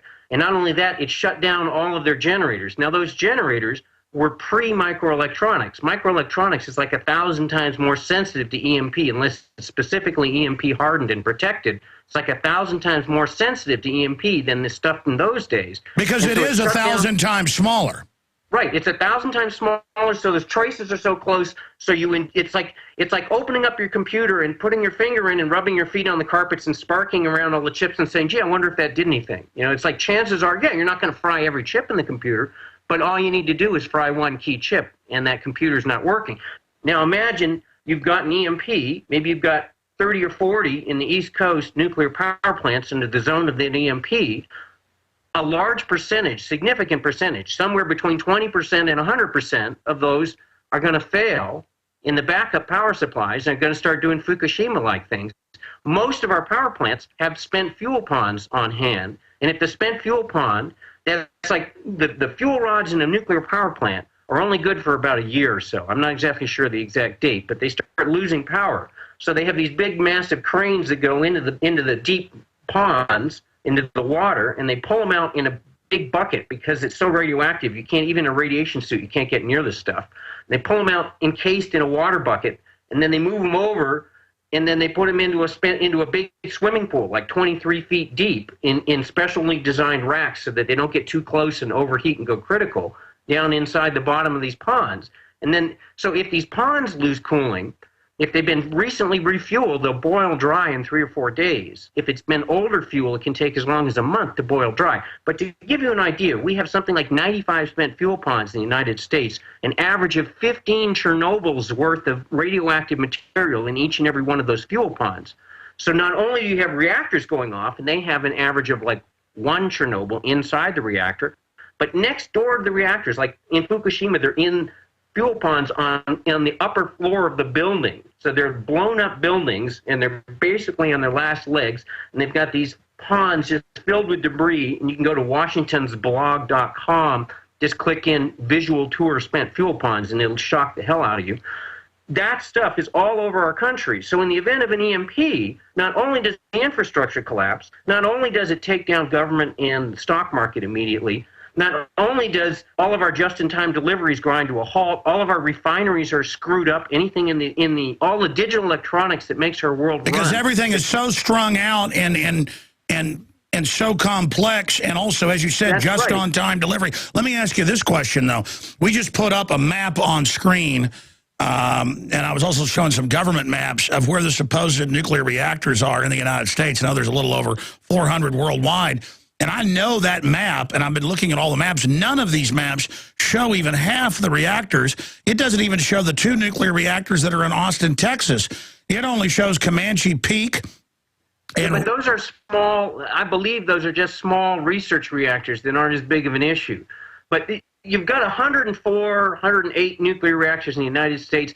37% of the population of the United States lives within 50 miles of a nuclear reactor. That means more than 1 out of every 3 American is within 50 miles of a nuclear reactor. How many of these will go up in an EMP? I don't know. Well, let's digress back. I mean, to understand the type of response, if there is an EMP or a solar flare that makes any of these plants have problems, look at Fukushima. Their response was cover up what happened, then just raise the level of radiation safety when more radiation hit us, cover up the tuna being caught, cover up the seals dying in Alaska, cover up all the illnesses. I mean, more and more there's this attitude. A million people, the epistemological study shows that long-term health effects from Chernobyl, that just one Chernobyl, killed 1 million people worldwide, died early deaths, and 3 million people sickened with Chernobyl AIDS, acquired immune deficiency syndrome.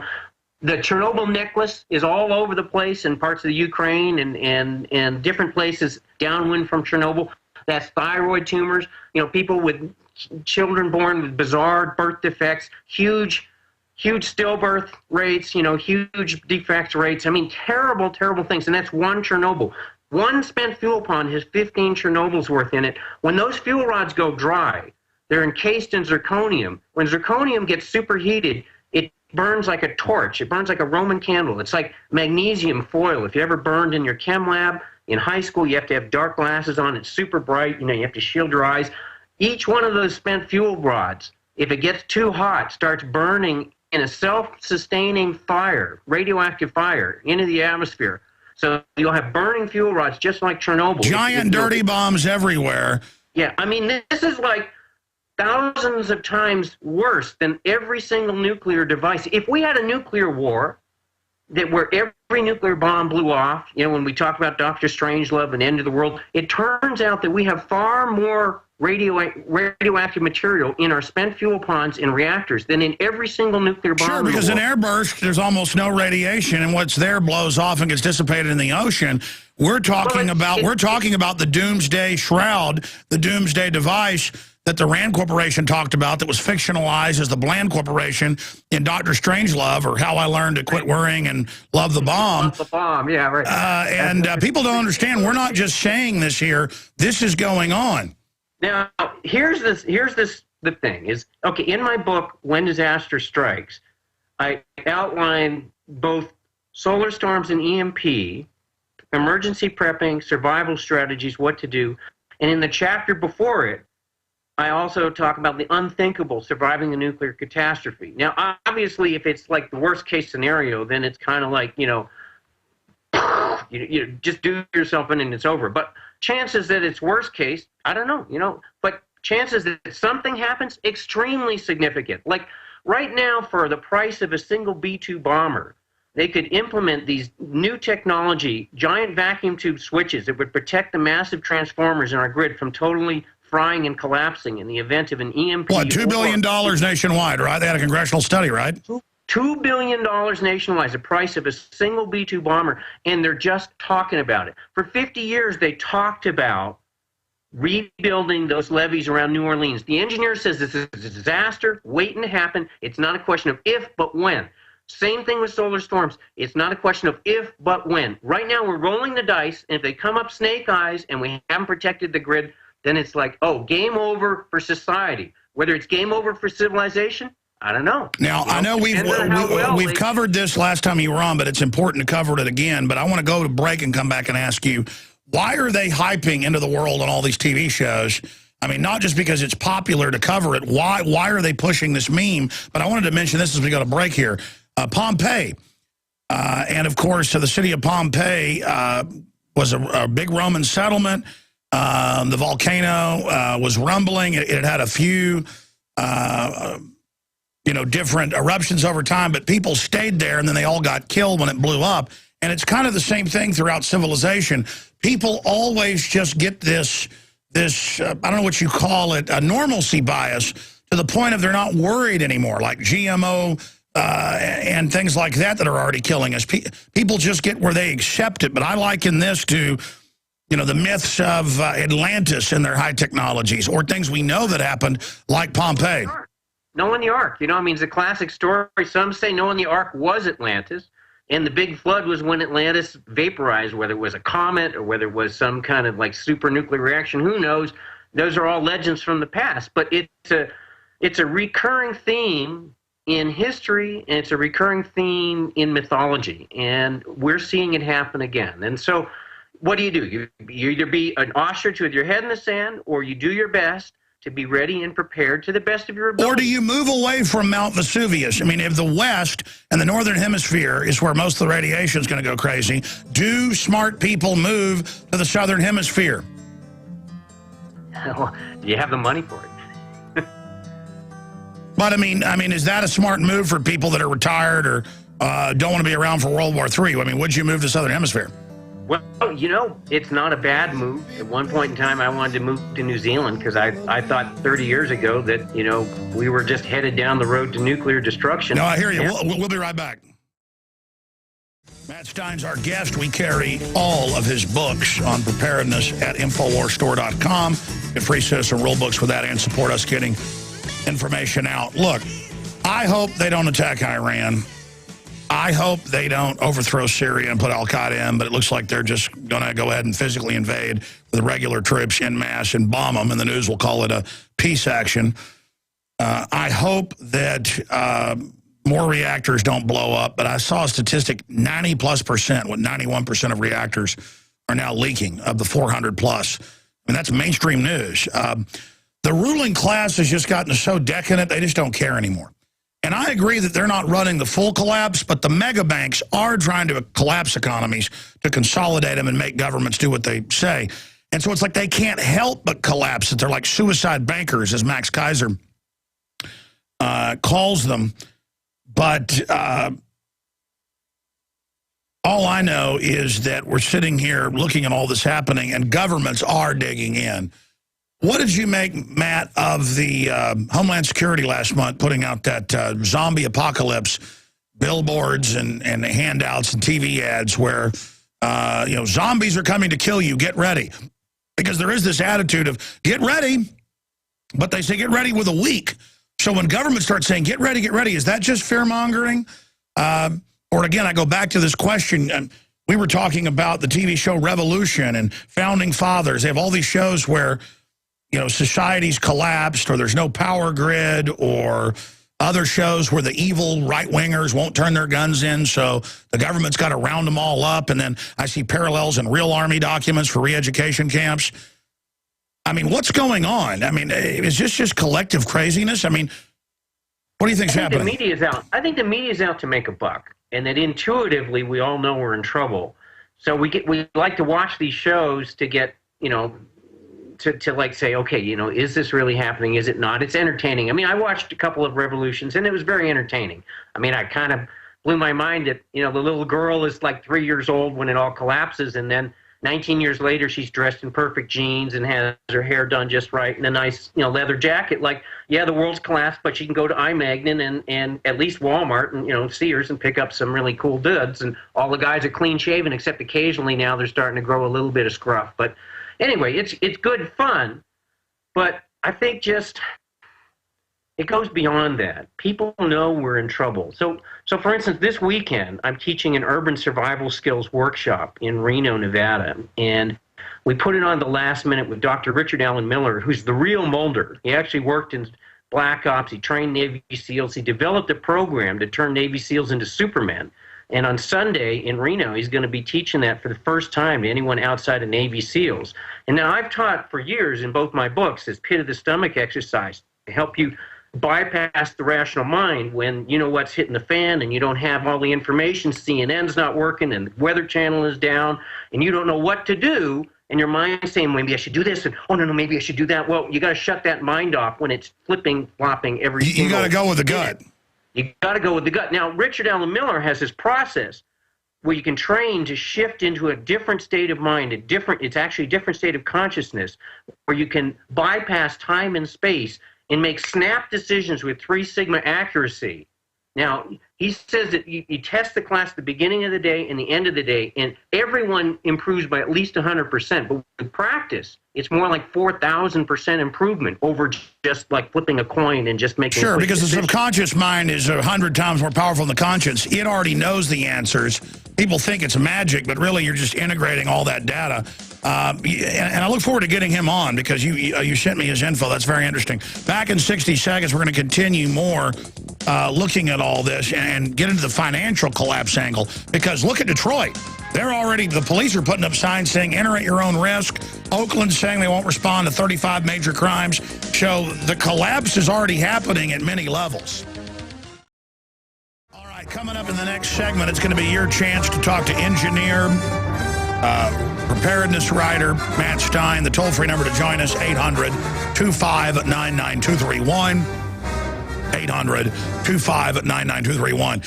I got to get you back on with your compadre soon, your associate, to talk about this pit of the stomach thing, because I know there's a lot of research on that. And in my life, when I go with my gut, it's never wrong. When I don't go with my gut, it's always bad. And I finally learned in my life to ignore the intellectual. I mean, I intellectually look at things, and I go off of it, and usually it lines up with my gut. But the gut is always, I mean, Christians would call it their spirit. That's what knows. And the gut always knows, or some would say the nose knows. You know, that's another term for the gut. But that's another issue. I want to get into this. Financial collapse. What we see happening under globalism, the deindustrialization of the cities. Where do you see that going, Matt? Down the toilet. I mean, we dismantled, you know, the profit being the number one god. You know, here if I'm a CEO of a corporation, what's my number one responsibility? Maximize profits. So it's not my responsibility to my workers. It's not my responsibility to do the right thing for the country. It's my responsibility is to my stockholders to maximize profits. So that means I take the jobs and I ship them to that part of the world where there's the least concern for the environment, the least concern for the worker. They work in slave wages. They have no health control, and they don't care about anything except making the most money for the least amount of money. So that guarantees the collapse of the natural systems. It guarantees the destruction of the middle class. It guarantees that, except for the people at the top who are making money off the top, that everybody else is going to suffer, because the trickle, you no longer have guys working for $30 an hour in automotive plants. They're now out working for $6 an hour at McDonald's or Home Depot, $10 an hour at Home Depot if they can get that job. So the money is just not here to keep everything rolling, except for trickling down from the top. So I don't see any way it can go anywhere other than collapsing the world as we know it. And people, but the problem is there's so much momentum. Business as usual got us to this incredible world with this incredible technology, and you know, very few of us want to go back to like plowing our fields with a horse or a stick in the ground, you know, and doing all that manual labor. But on the same hand, the people who got there through the old way have a huge stake in keeping that going, but keeping that going is going to collapse the world guaranteed. So it's like, where's the solution? The solution is major change. When I ask people, I go to and speak in front of thousands and thousands of people, and I ask them first, I ask how many people think that we have passed the tipping point, that the giant train wreck's going to happen no matter what. And it used to be 1 out of 3 people would raise their hands. Now 2 out of 3 people raise their hands. Then I ask, how many people think everything, actually first I start out and say, how many people think everything's okay, we can keep doing what we're doing, it's going to be okay. So far, I've had 2 people raise their hand, and they were giggling like they really didn't believe it, but they wanted to be funny. So out of 10,000 people, 2 have raised their hand thinking we can keep doing what we're doing, it's not going to... And you know, computer models, we can call the general public dumbed down. That's only when they're not conscious and kind of in lazy mode. But crowdsourcing, all of it shows the knowledge of the crowd is always better than even the top scientists. I mean, you know, the general understanding, just like mice know when a hurricane's coming before it's even formed, or they know when an earthquake's coming. I mean, just like they've proven birds and fish have magnetic cells in their brains to be able to guide down the ley lines, it turns out everything the ancients talked about is real. That's correct. It is real, and you can Rick Miller, like I teach Pit of the Stomach, he teaches in the Sunday critical decision making, Sunday of our workshop. He's teaching like Pit of the Stomach on steroids. And I'm really excited because this is my chance. I've spent some time with Rick, but I've never been through the workshop. So I'm going to get to learn that stuff. Because None of us has all the info. Yeah, I tell you, my biggest part of my brain's in the bottom of my gut, and I just feel sorry for people that I run into that don't even know about the gut. It's like, you don't know about the gut? And then, of course, they're always complete failures, is I think why. I think that's what separates success from not having success, is you got to have a gut. And, of course, with a gut also comes guts. We'll be right back. Stay with us. And we just kicked off another hour of resistance as we attempt with some success. We need to expand that success to awaken the engine that is free humanity and expose the insane technocrats that are in control of our society. They'll be gone at the end of this segment. I wanted to take a few calls for our guest. And our own Max Cabrera, one of my IT guys who's from Venezuela, he went back to Venezuela to vote. He'll tell you what he thinks about Chavez winning. He obviously voted against Chavez. So that's coming up with us about 5-10 minutes at the bottom of the hour, then more of your calls and news. And I've got to get to all this other news I haven't covered. I've mentioned it earlier. Afterlife exists as top brain surgeon. That's the Daily Telegraph. A sheriff wants drones to peek inside your home. That's up at Infowars.com. Selling your own books, electronics, even furniture will soon be illegal if Supreme Court says so. That's even ABC News reporting on that. Also, we're going to get into what's happening with the economy and the Eurozone, and the EPA encourages youth energy patrols to enforce their energy standards. Yeah, the GMO's not bad. Radiation's not bad. Just have kids bossing you around right out of Nazi Germany or Maoist China. And that's the problem with worrying about the environment. It's all been co-opted to power grab, never do anything about problems that are in the environment. When we hear about sustainability, they have a false sustainability. And, of course, the engineer who's on with us, he's the author of several books, When Technology Fails, and several other great books that we carry at InfoWarsStore.com. He is on the line with us, Matt Stein. We're taking a few phone calls right now. Jim in Chicago, listening on 1530 AM WCKG. You're on the air. Welcome. Hey, Alex. Great show. I'm listening to you on your AM station in Chicago. Great move. My question to your guest is, as we all know, the mainstream media is full of baloney. And I've heard some things, but I would like his take, because he's very well informed, on exactly what the state of Fukushima is right now. I may have missed it earlier if he already spoke about it, but I'd rather hear his point. Sure, a basic breakdown of that. Anything else, or do you want us to hang up and answer it? No, I wanted to comment on your. I just want to make a comment. It's irrelevant with this conversation about what I've seen with Rahm Emanuel in Chicago, and just thank you personally for not bashing all of Chicago. We all know it's the political system that's screwed up, not the. You got to be. I mean, Chicago's got awesome museums and fantastic aquarium, and my wife wants to go back up there and visit. On vacation. It's got so much cool stuff. I mean, Chicago's great people. I got family lives up there. It's the corrupt mafia government ruining it, and the welfare state financing all the gangbangers and disarming the people of Chicago so the criminals can run wild. You guys need to exercise the spirit of Al Capone and the original Daley out of Chicago and take your city back. But look, the spirit that's in Chicago is infesting this whole country. So it's definitely a love-hate relationship. I mean, America is still a great nation, but we've allowed evil to run wild. And we'll get a brief comment from Mr. Stein on that, but I appreciate your call, sir. Break down your take, Matt, on his question about Fukushima. Well, Fukushima's official estimates are like half of Chernobyl, but unofficial it's already dumped something like 2 to 2.5 times the amount of radiation as Chernobyl. Most of that in the ocean, which is why we're not seeing it out here so much, but it's huge in the ocean. Realistically, people have made comments like Arnie Gunderson and Helen Caldicott about moving to the southern hemisphere if the spent fuel pods go, or more like when they go rather than if they go.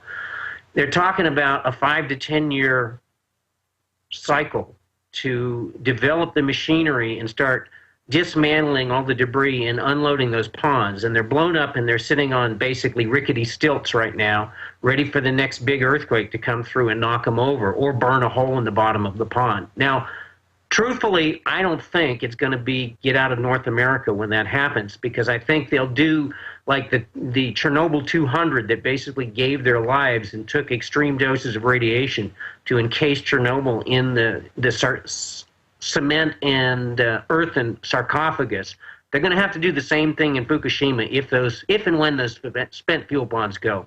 But Fukushima is like a huge warning signal to the rest of the world to say, look, these engineers are smart. They do the best they can, but there's imperfect. There's all kinds of things in the world. There's terrorist acts. There's earthquakes. There's hurricanes. There's tornadoes. The flooding of the Mississippi almost took out a nuclear power plant. They were protecting it with sandbags. It was like inches away from flooding the control room in a nuclear power plant. Well, now I read all the time about leaks that aren't even a big deal. I heard down in Southern California, remember earlier this year, they had a leak at a reactor. San Onofre is probably toast. That reactor's probably gone. They rebuilt it with these new cooling tubes, and the cooling tubes are corroding at an incredibly fast rate. They don't know exactly why. They're doing a lot of analysis, but that's like a major nuclear power plant. Sure, and they announced, I mean, I know you know this, they're like, oh, we're just not going to have alarms anymore when radiation's released. That'll scare you. Well, we got the dumb alarms for a reason. And you know what? The fellow was making so many points. I forgot he didn't get to his point about Rahm Emanuel and what he's doing in Chicago. So try to get back in sometime, brother. I want to hear what you have to say as a Chicagoan. Deborah in Florida, listening via the audio streams at Infowars.com. You're on the air. Hi, Alex. Thank you for taking my call. I think my husband and I think you are terrific. And I have a question for your guest, and I have a question for you. Sure. We live here in South Florida, and basically, I'm medically disabled. I used to be very healthy, and over the last 10 years, I have a neuromuscular disease. I don't know where it came from. My doctors are puzzled. They don't know where it came from. You've been taking vaccines? No, none at all. But I'll tell you something. You've been drinking aspartame? Eat from Whole Earth. We always used to buy food from there. Always. We stopped just recently, as soon as we heard the reports about the GMO. Oh, Whole Foods, yeah. Had no idea. My husband also very healthy, not feeling well. And he doesn't even take aspirin. Well, I mean, he's the type of person who just doesn't go near anything, you know? And, you know, down here in South Florida, it's just like, it's like another world. I mean, you go into the supermarkets, the shelves are empty. It's really strange. Everything has just shifted. And we're trying to say, well, you know, there's something going on here, so how do we prepare? I've got to say, I travel some around the country, and America does, in many areas, look like it's in a depression. People who are wealthier live in their own little enclaves and aren't really aware of it, but I've been seeing that. And look, I don't want to bash Whole Foods all day. It's a great store overall. They've got a lot of great stuff. The point is that they're bringing more and more GMO in, while claiming, you know, that we have nothing artificial, you know, on big billboards. It's the false advertising that is the problem. But I don't want to just single Whole Foods out, but I hear you and I appreciate your call. Mr. Stein, your take on what she's talking about kind of the rotting of the infrastructure. Yeah, I mean, we're seeing it all over the country, and we shipped all the manufacturing jobs off the planet, you know, I mean, to other parts of the world. It's happening all over. James Howard Kunstler wrote about it in The Long Emergency, and we're seeing that. I mean, you know, I started talking about it in my first edition of When Technology Fails in 2000, released Thanksgiving 2000. Kunstler followed Long Emergency. We're seeing that, and it's happening. And it's going to take rebuilding the world. And most people, when I ask the question, you know, the optimistic doomers is people in my category. When I say, well, how many people think that we stand a chance of shifting from total collapse, but we're probably going to have to get knocked around really badly before either people take back the government or people in the government get so freaked out that they're willing to actually, you know, make real changes, not little tiny changes, not keeping the status quo going. And now about 1 out of 3 people, me included, raise our hands, and basically all of us, most of us seem to think it's going to take some pretty serious knockabouts before we make the changes that'll prevent total collapse. And so what's my chance of us avoiding total collapse? Pretty slim, but I think it's doable. And I think that, you know, especially when people, if we have events that are really serious but aren't game over, then we stand a chance of making the changes. Of course, if we get to a game over situation, you got a game over situation, and then it's like shoulda, woulda, couldas, and it's too late. Sure. Well, in many areas, you got 30 million people starving to death a year, up from 15 million just a decade or so ago every year. For people in Syria being attacked by NATO and al-Qaeda, it is the end of the world. So, there's the old saying of it's a depression if you're out of work. It's a recession if your neighbor's out of work.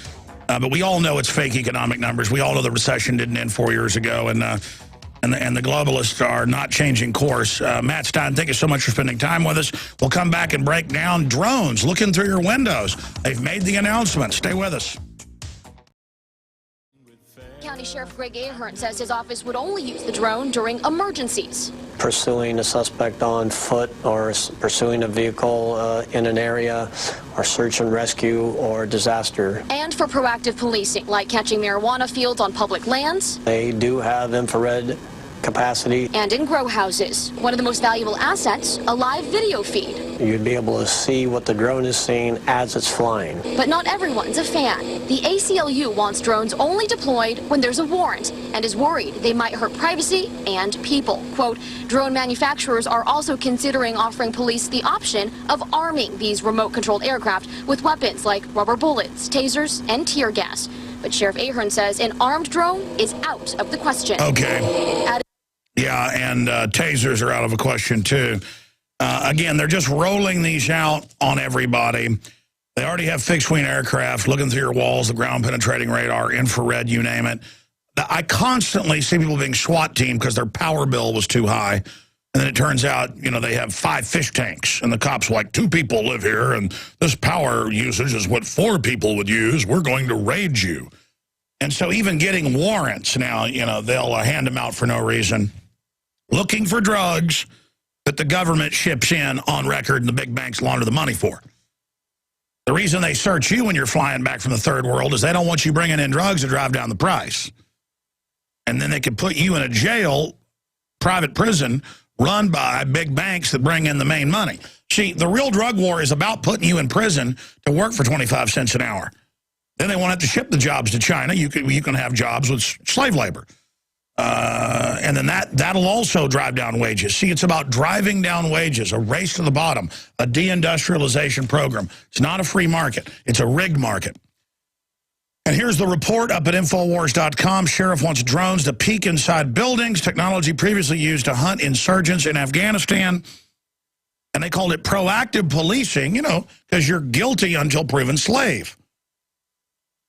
And look, I understand that there are criminals involved in the drug trade, and they'll be involved in something else that's illegal.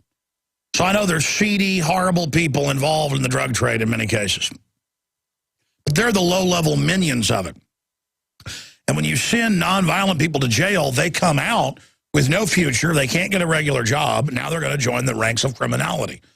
And this is how our society has become so criminal. And it's just a fact. And if you want things to get worse and worse, then go with this. What I've seen, crime statistics of over 90% of home invasions and armed robberies are drug-related, people wanting money for drugs.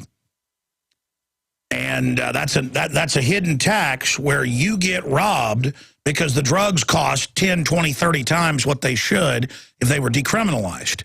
Not legalized, decriminalized. A procedure. Why is it that when you have a procedure to get something, even if you've got to get a prescription or jump through hoops and pay taxes to get it, why is it that always destroys the black market? Because it lowers the price so much that people don't want to be in the black market anymore. You introduce competition to it. Monopolies are the enemy. Monopolies in banking, monopolies in the drug trade, monopolies in any trade. Look, they got rid of 9 years of prohibition that absolutely empowered the mafia in this country with alcohol in the 1920s. And they, the next year, made a score of things, Schedule 3, controlled by the DEA. Because they needed something else to sell. I mean, it's real simple. And they had all these corrupt cops on the take. Across the country, it's come out. Pick a big city, you name it. The detectives and above, drug dealing. Or keeping their mouth shut and getting a piece of the action. And this is how our society got corrupt. So now they'll put up with anything, basically. Shifting gears with some uplifting news. Afterlife exists as top brain surgeon, London Telegraph, a prominent scientist who had previously dismissed the possibility of afterlife, says he has reconsidered his belief after experiencing an out-of-body experience, which has convinced him that heaven exists. This happens to all cultures. It happens to people that are atheists, you name it. They see the same thing. And I've had family that's died and seen this. I mean, you name it. We have witnessed it. Dr. Edmund Alexander, a Harvard-educated neurosurgeon, fell into a coma for 7 days in 2008 after contracting meningitis. Oh, would he take a government injection? During his illness, Dr. Alexander says that part of his brain, which controls human thought and emotion, shut down, and that he experienced something so profound that it gave me a scientific reason. And it goes through the fact that he's a brain scientist. He knows this, that his brain was basically shut down and didn't have brain waves, but he was still experiencing all this. Something so profound that it gave me a scientific reason to believe in consciousness after death. In an essay for the American magazine Newsweek, which he wrote to promote the book, The Proof of Heaven. I want to get him on. And folks, I've talked to atheists, you name it, who died and you know, been dead for 10 minutes, and they angels, the whole 9 yards. I mean, it's real, folks. We see a very tiny spectrum of reality. Okay, I know that we've got callers on hold. A lot of you probably called in for the guest, but he's gone now, so you can either stay on hold and I'll go to you in about 10 minutes, or you can hang up, but we'd love to hear from you. 800-259-9231. I am Alex Jones, your host. We're going to be talking to Max Cabrera here in just a moment. Okay, if you enjoyed Infowars magazine, newsprint style, say bye-bye. I'm sorry, I like newsprint myself, but almost everybody in the office voted that they like the slick magazine, glossy, and we can get it for a little bit more than the newsprint. So we're going for it. And so you can buy what's left of the newsprint version of the October issue at cost to give people. It gets into the technocracy, the control grid, the elite's own statements about reducing world population and planetary control. DARPA, the real Skynet, October surprise war, the end of humanity, rise of the robots. This is an emergency transmission with the cover that I designed with the graphics people.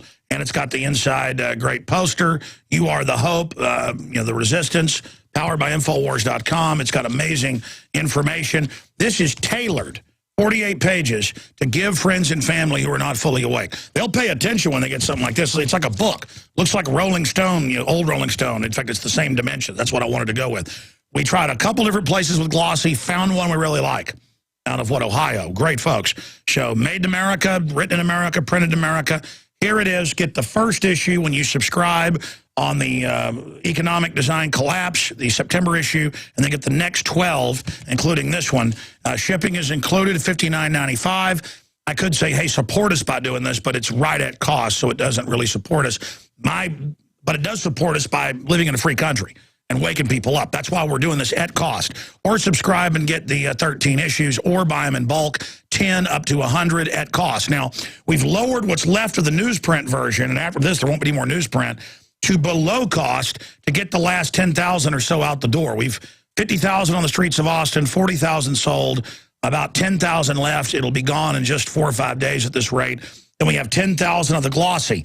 Then going forward, everything will be glossy. And that is at cost as well at InfowarsStore.com. That's InfowarsStore.com. Ladies and gentlemen, it is all there right now. You can get a 10-pack of glossies for $19.95 or a 10-pack of the regular newsprint for $14.95 and wake people up. It's got powerful graphics and even more powerful info. InfowarsStore.com. Also, don't forget that it's key to not drink the regular tap water with all the drugs and chemicals and Prozac runoff in it. And what I use at my home and what I use on the road is the ProPure water filtration system. And we already have the lowest price at InfowarsStore.com. But when you put in promo code WATER, you get the lowest price on top of it anywhere, 10% off on all of their different units at InfowarsStore.com. We also have the Life Straw discounted emergency water filtration system and more, and your purchase funds us, because we're not like the government that puts a gun to your head and takes your money and then gives it to somebody else to propagandize.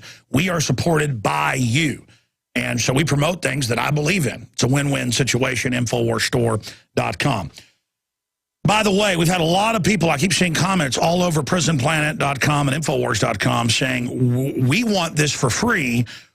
Where is it? And again, you go to Infowars.com/newsletter, where we send out weekly news alerts and updates and special videos. And we've sent it out 4 or 5 times, this issue. But Max Cabrera is the guy that's in charge of that. Will you send it out at the end of the show again today for anybody that missed it? Infowars.com/newsletter. Send them the digital copy where you can click the links and flip the pages, because we're just getting bombarded because if people don't tune in at one time and hear it, they just don't know about it, Max. We can send that out again, no problem. Well, that's fantastic. And then I guess send it out again tomorrow, because some stations rebroadcast at night. We'll get even more calls. But you can get the magazine free, too. Infowars.com/newsletter. And then coming up, ban under 3s from watching television, study says, London Telegraph. That's also in the London Guardian. Doctors should curb amount of time children spend watching television to prevent long-term harm, say pediatricians. It's been proven, not just in this study, but literally hundreds of others. Neurological disorders, reduction in brain growth, physically lowered IQs. Our next issue, a big part of it is the zombification via television. And I'm not defending the internet television, but it's been found not to do the same thing, because you are controlling it. You're interacting, you're clicking, you're doing things. But if you do watch television on internet and go into suspended disbelief for more than about 5 minutes, then the brain damage does start. Talk radio, print makes you image things. We're going to have big articles on this, breaking down the studies in the next issue. And that's what caused the zombification. But a new big study about, they call it zombification. I was going to call this in the next issue, and now they're calling it that, because that's what it is. The public has smaller brain sizes from television. Television is killing us. The low attention span, changing the subject every 30-second garbage, and where people just sit there accepting whatever they see. It's making a nation, a world of spectators. Now, somebody who's not a spectator is Max Cabrera. Max, I don't know how much of your story you can tell on air, but you didn't want to tell this last time because you said, well, I don't have proof. I just heard about it and saw it in Venezuela. And then we were reading Charlotte Iserby's book again, and it was pointing out where in Europe they did this, where they told the kids, pray to God and ask for the milk in the morning, the school lunch. There's no milk. Now pray to the government, and then the government can give it. And that was, I'd forgotten that was in her book with documents. So the point is, what you witnessed and saw in Venezuela and didn't want to talk about on air, you're like, well, I don't have video, so I'm not going to show it. We do have some video you shot. We'll show more on the nightly news tonight of you down there voting. And I came to you this morning when you got back. I said, hey, did you think there was election fraud? And you said, no, they've made people dependent. They've won, just like the government's trying to do to get more than half on the dole. It's imploded your country, but just tell us what it's done to Venezuela, what 14 years of Chavez has been like. I know you don't want to get into personal stories because you don't want your family to be persecuted, but I mean, they just take businesses and then put the commies in. So describe what it's like living under this and what you think of the election. Max Cabrera, who traveled back to Venezuela, one of our best IT guys, one of our head IT guys. We got 2 IT departments. He's the head of one of them here at Infowars. What it was like to see Hugo Chavez reelected and just what it's like to live under him. Well, actually, Alex, I took some people with me down to Venezuela so they could see the country for the first time. And they did say, your country is beautiful, but it looks like nobody's taking care of it. It looks like nobody's really watching for the well-being of a lot of the private sector. And basically, that's what's going on right now. After 14 years, we can see that the private sector has been leaving the country and people get dependent on the government. And then proof of that is the elections. I mean, the result of the elections, you can see that Chavez won with 55.25% of the voters. I was there during the whole process. I was recording people voting, and I was in the audit of the votes. And I can say it was really a transparent process, and because they do it the old-fashioned way of counting it right there and then posting it, and then everybody can put the numbers together. They have the electronic version and they have the physical version. So when you vote over there, you get a... And you're a programmer, so you know about this stuff. Exactly. So I get a piece of paper saying who I voted for. I put that piece of paper in a box. At the end of the day, they open the election centers for everybody to go there and witness the counting of the votes. I was there. I did some footage of it that we can show tonight. and it was matching everything that was in. Oh, here's some of it right now on screen. So it looks like you snuck in with the camera. Yeah, that's inside the election center, and you can see people that are on the tables, checking for IDs, making sure the people that are voting are actually legal voters, and the process looks very, very well. What I can say from this is that people are becoming dependent on the government. Hold your finger up, because they, I guess, have you dip it in ink. It's very symbolic over there. After you vote, you have to dip your finger in ink, so people will know that you already voted. It's hard to take it off. And we'll show folks your finger there on camera. It was on Sunday that I did it, still with ink. It's hard to get it off. Okay, but I interrupted you. I want to talk about turnout and some other issues. Getting back to this dependence, being born there, growing up, being middle class, what is the transformation you've seen? We've seen it everywhere. We saw it in Poland. We saw it in Russia, Ukraine, China. We've seen it everywhere the communists take over. Well, I have seen that companies from the private sector were growing in the city I used to live in, and now those companies are gone, and everything is now under the government command, big companies. And now those companies can make money. So therefore, people really depend on Chavez now. Chavez is the leader. He wants to take care of the poor. So he's like the mama pig with all the little tits. He's like the mama pig with all the, yes, exactly. And that's what got him to win again. People, I saw the opposition going to these little towns, asking them, telling them the opportunities that would be another type of government. And they will tell them, Chavez give us money and clothes. If you give me money and clothes, we will vote for you. By the way, guys, we're going to have a bunch of people in Austin saying Obama paid them to vote for him and stuff. That's on the Nightly News I'm hosting tonight. And David Knight's doing the interview on some big breaking news. The federal court has ruled the EPA is allowed to poison you. So reversing the Nuremberg ruling. This is a big deal, some big breaking news. Tonight, but can you guys go get Jakari Jackson, that one clip I played on the news as a teaser for tonight, where the guy's saying Obama gave him $200 to vote for him? And again, government does this with these little handouts, but these people, really think I got an Obama phone and Obama's going to do more. Can we cue up the Elmo version? He's giving away funds too. He's giving away funds as well. Okay, so tell us about that. So there's a Chavez phone as well. Yeah, there is a Chavez phone. There is a Chavez car. And he's giving away houses as well, but they give the houses, but without the title of the house. So the house still belongs to the government. By the way, that's the plan, they say, to bankrupt all the mortgages, even those that are paid up, is to then bankrupt them and nationalize them, and now the government runs your house, just like the Great Depression was used to get Social Security going. This is a domestication process. Yes, it is, Alex, and it's obvious. I mean, people are depending on Chavez, and obviously when they see that there is another option, they are afraid of losing what they have. It's not too much. I mean, they are living off petty cash. I mean, they give them a little amount of money, and they feel happy with that. They don't know any better. Venezuela is a poor country. 80% of the population there live in poverty. Some of them, they don't have access to the internet, to regular news, and what they see is that somebody is giving them money. So that's good enough for them. I support that you have to help people. People that deserve help, they should get help. But you have to stay open to the private sector. Sure, they want to make you dependent, though. That's why they do everything they can to shut down all competition, shut down the family. The socialists have a model. And at the end of the day, they're not just well-meaning idiots. They want to get you dependent to then carry out the eugenics.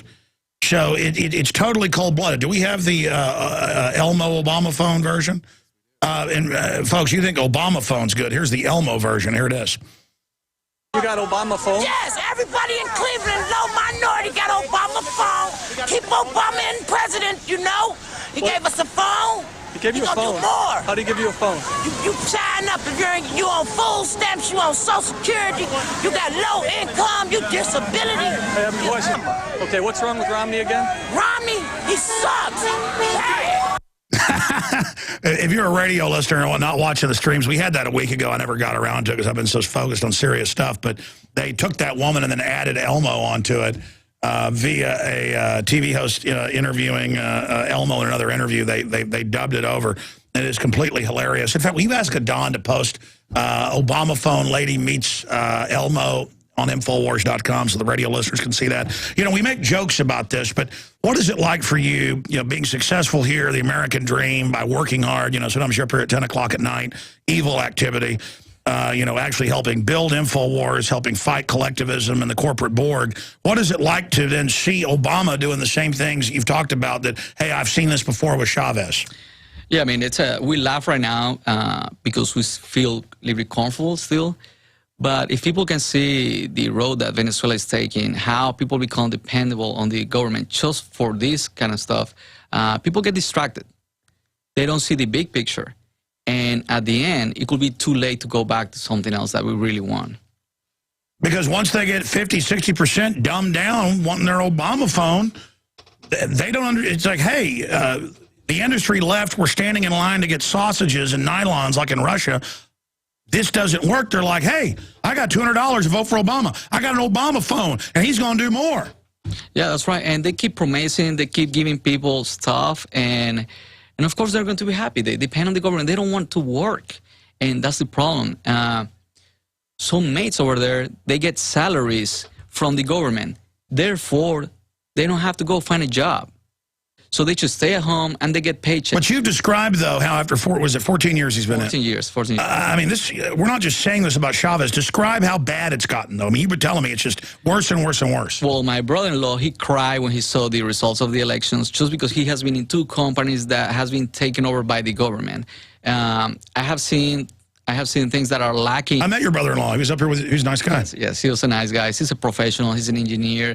He's very qualified for any job in engineering. We've got a family friend who grew up, their dad in Czechoslovakia, Czech Republic under the communists. He was an artist. They said, we just don't like your art because he'd won some art display against one of the communist kids. So they just banned him from his profession for life. Playwrights, you name it. I mean, it's hellish to be under these people. My brother-in-law, he can't get another job in the big companies because he's against Chavez. Now he has to work in a mall. It's not a funny thing, Alex. I mean, it's a hard situation for the Venezuelans. So you either kiss his hind end and kiss communism's butt, or you don't get one of the government-controlled jobs. That's right. And people are now concerned because over 6 million people voted against Chavez. Now those people are concerned. Are they going to take some measures against us now? And that's what's might happen now. Venezuela showed a very good behavior, and we are expecting Chavez to respect those 6 million people that voted against him. I mean, this is also... What's the hope, though, that he'll just die of cancer? He will die of cancer, or people will react. I think it's been 14 years. I thought people were already looking at reality, but they're not. And we're hoping for them to wake up and see what's better for them. What about the military? Do they still worship him? Some of them, yes, but actually Capriles said that he has the Minister of Defense already. He had the Minister of Defense, and he's an active general in Venezuela. So that means, yeah, the militia is with Chavez, but not all of it. There's parts that are with the opposition as well. I mean, how much worse has it overall gotten in Venezuela in 14 years? It's very unsafe. That's the main concern about that. It's very. Hold on, tell us about that, because you were telling me crime has just exploded. Yeah, crime. Stay there. We're going to come right back, and I've got the clip of the guy in Austin saying Obama paid him 4 years ago to vote for him. And then some of your phone calls. We'll do some overdrive. Stay with us. Well, I tell you, the collectivists cannot take the spirit of art and literature and individual beauty. They cannot take the power of Willie Nelson or Merle Haggard. They cannot take the courage of Pancho and Lefty, and that's why they keep losing. But now because of manufacturing, this is what Karl Marx said. He said it would get to a point where the state could just flood you with baubles and people would sell out to the collective for that. And you're upset. I've never seen you like this in the few years you've worked here, Max, saying this is devastating. And you said you wish that you could say it was a fraud and not say that your country people had been turned into jellyfish. I mean, describe it in your own words. Yeah, that's right. I mean, after looking at the election results, it was sad that people has been dumbed down to depend on this government. And I feel the problem is that they only see their individual problems, like, okay, I got a phone, I got some money, but they don't see beyond that what is going on in the whole country. And I tell the American people, they really have to, instead of only being worried about what they get, like a phone, they should see what the candidates are talking about, what they want to do worldwide and nationwide, because this is going to affect everybody. By the way, you said you thought his cancer was a ruse privately, and now he does look perfectly healthy. You think it was staged? I think it was a stage. I think he got sick. It wasn't as bad as they were saying, because now he looks better than ever, more powerful. Well, they do have near cures for cancer they keep from the public. There's a big mainstream article out on a big study with magnets today, and then they find the cures and they give it to themselves. It just happens to be close to the elections, though. Yeah, no, I think, well, listen, we're going to have to get you on the nightly news about this to really flesh this out and really break this down, because you've got a lot of other points to make. Here, because I promised it, is that quick clip. There's a bunch of these clips coming up tonight. Jakari Jackson got this, downtown Austin, where the guy said, I got $200 from Obama. And people did. The whole population got $200 after Obama got elected. Now, George W. sent out $300. And it was a letter from him. Oh, I got 300. So let me tell you, this collectivism is getting worse and worse. I got people over there telling me the same thing. They got 600 bolivares to vote for Chavez. They got 1,000 bolivares to vote for Chavez, but they didn't want to say in front of the camera because they want to keep receiving that money. We're going to cover it tonight. Here's the clip. Now, you say he's helped you out. Can you name one way that he's helped you out? He gave me $200 when he became the president. You got $200 from Obama? He gave everybody that had a disability $200 when he turned president. I remember that because I got... All right, that's enough. But the rest will be on tonight. There's a bunch of this. We got 2 reports. But again, you can keep your $200. I want my freedom. I mean, people that, quote, don't even pay income taxes, in everything you buy, it's stacked on. And the fines and regulations and fees. How many poor people know that in most states, because they contribute to this big federal kitty, they have a state tax on your energy bill that is then paid into the federal government? Or that they have that to help pay for programs for free cell phones. None of it's free, and it's just like if you go out and start feeding wild animals, pretty soon they don't know how to catch fish on their own, like grizzly bears. And now they're coming in your cabin and eating you because they don't know how to go, climb a tree and get honey. Max, you know what? We'll have you on the nightly news tonight, okay? We'll have a big doubleheader because I got another guest on, and it'll end up being 10 hours long. But 7 o'clock tonight, prisonplanet.tv. You can choose to support us by getting memberships, or you can kneel to Chavez and Obama, who will take your money at gunpoint.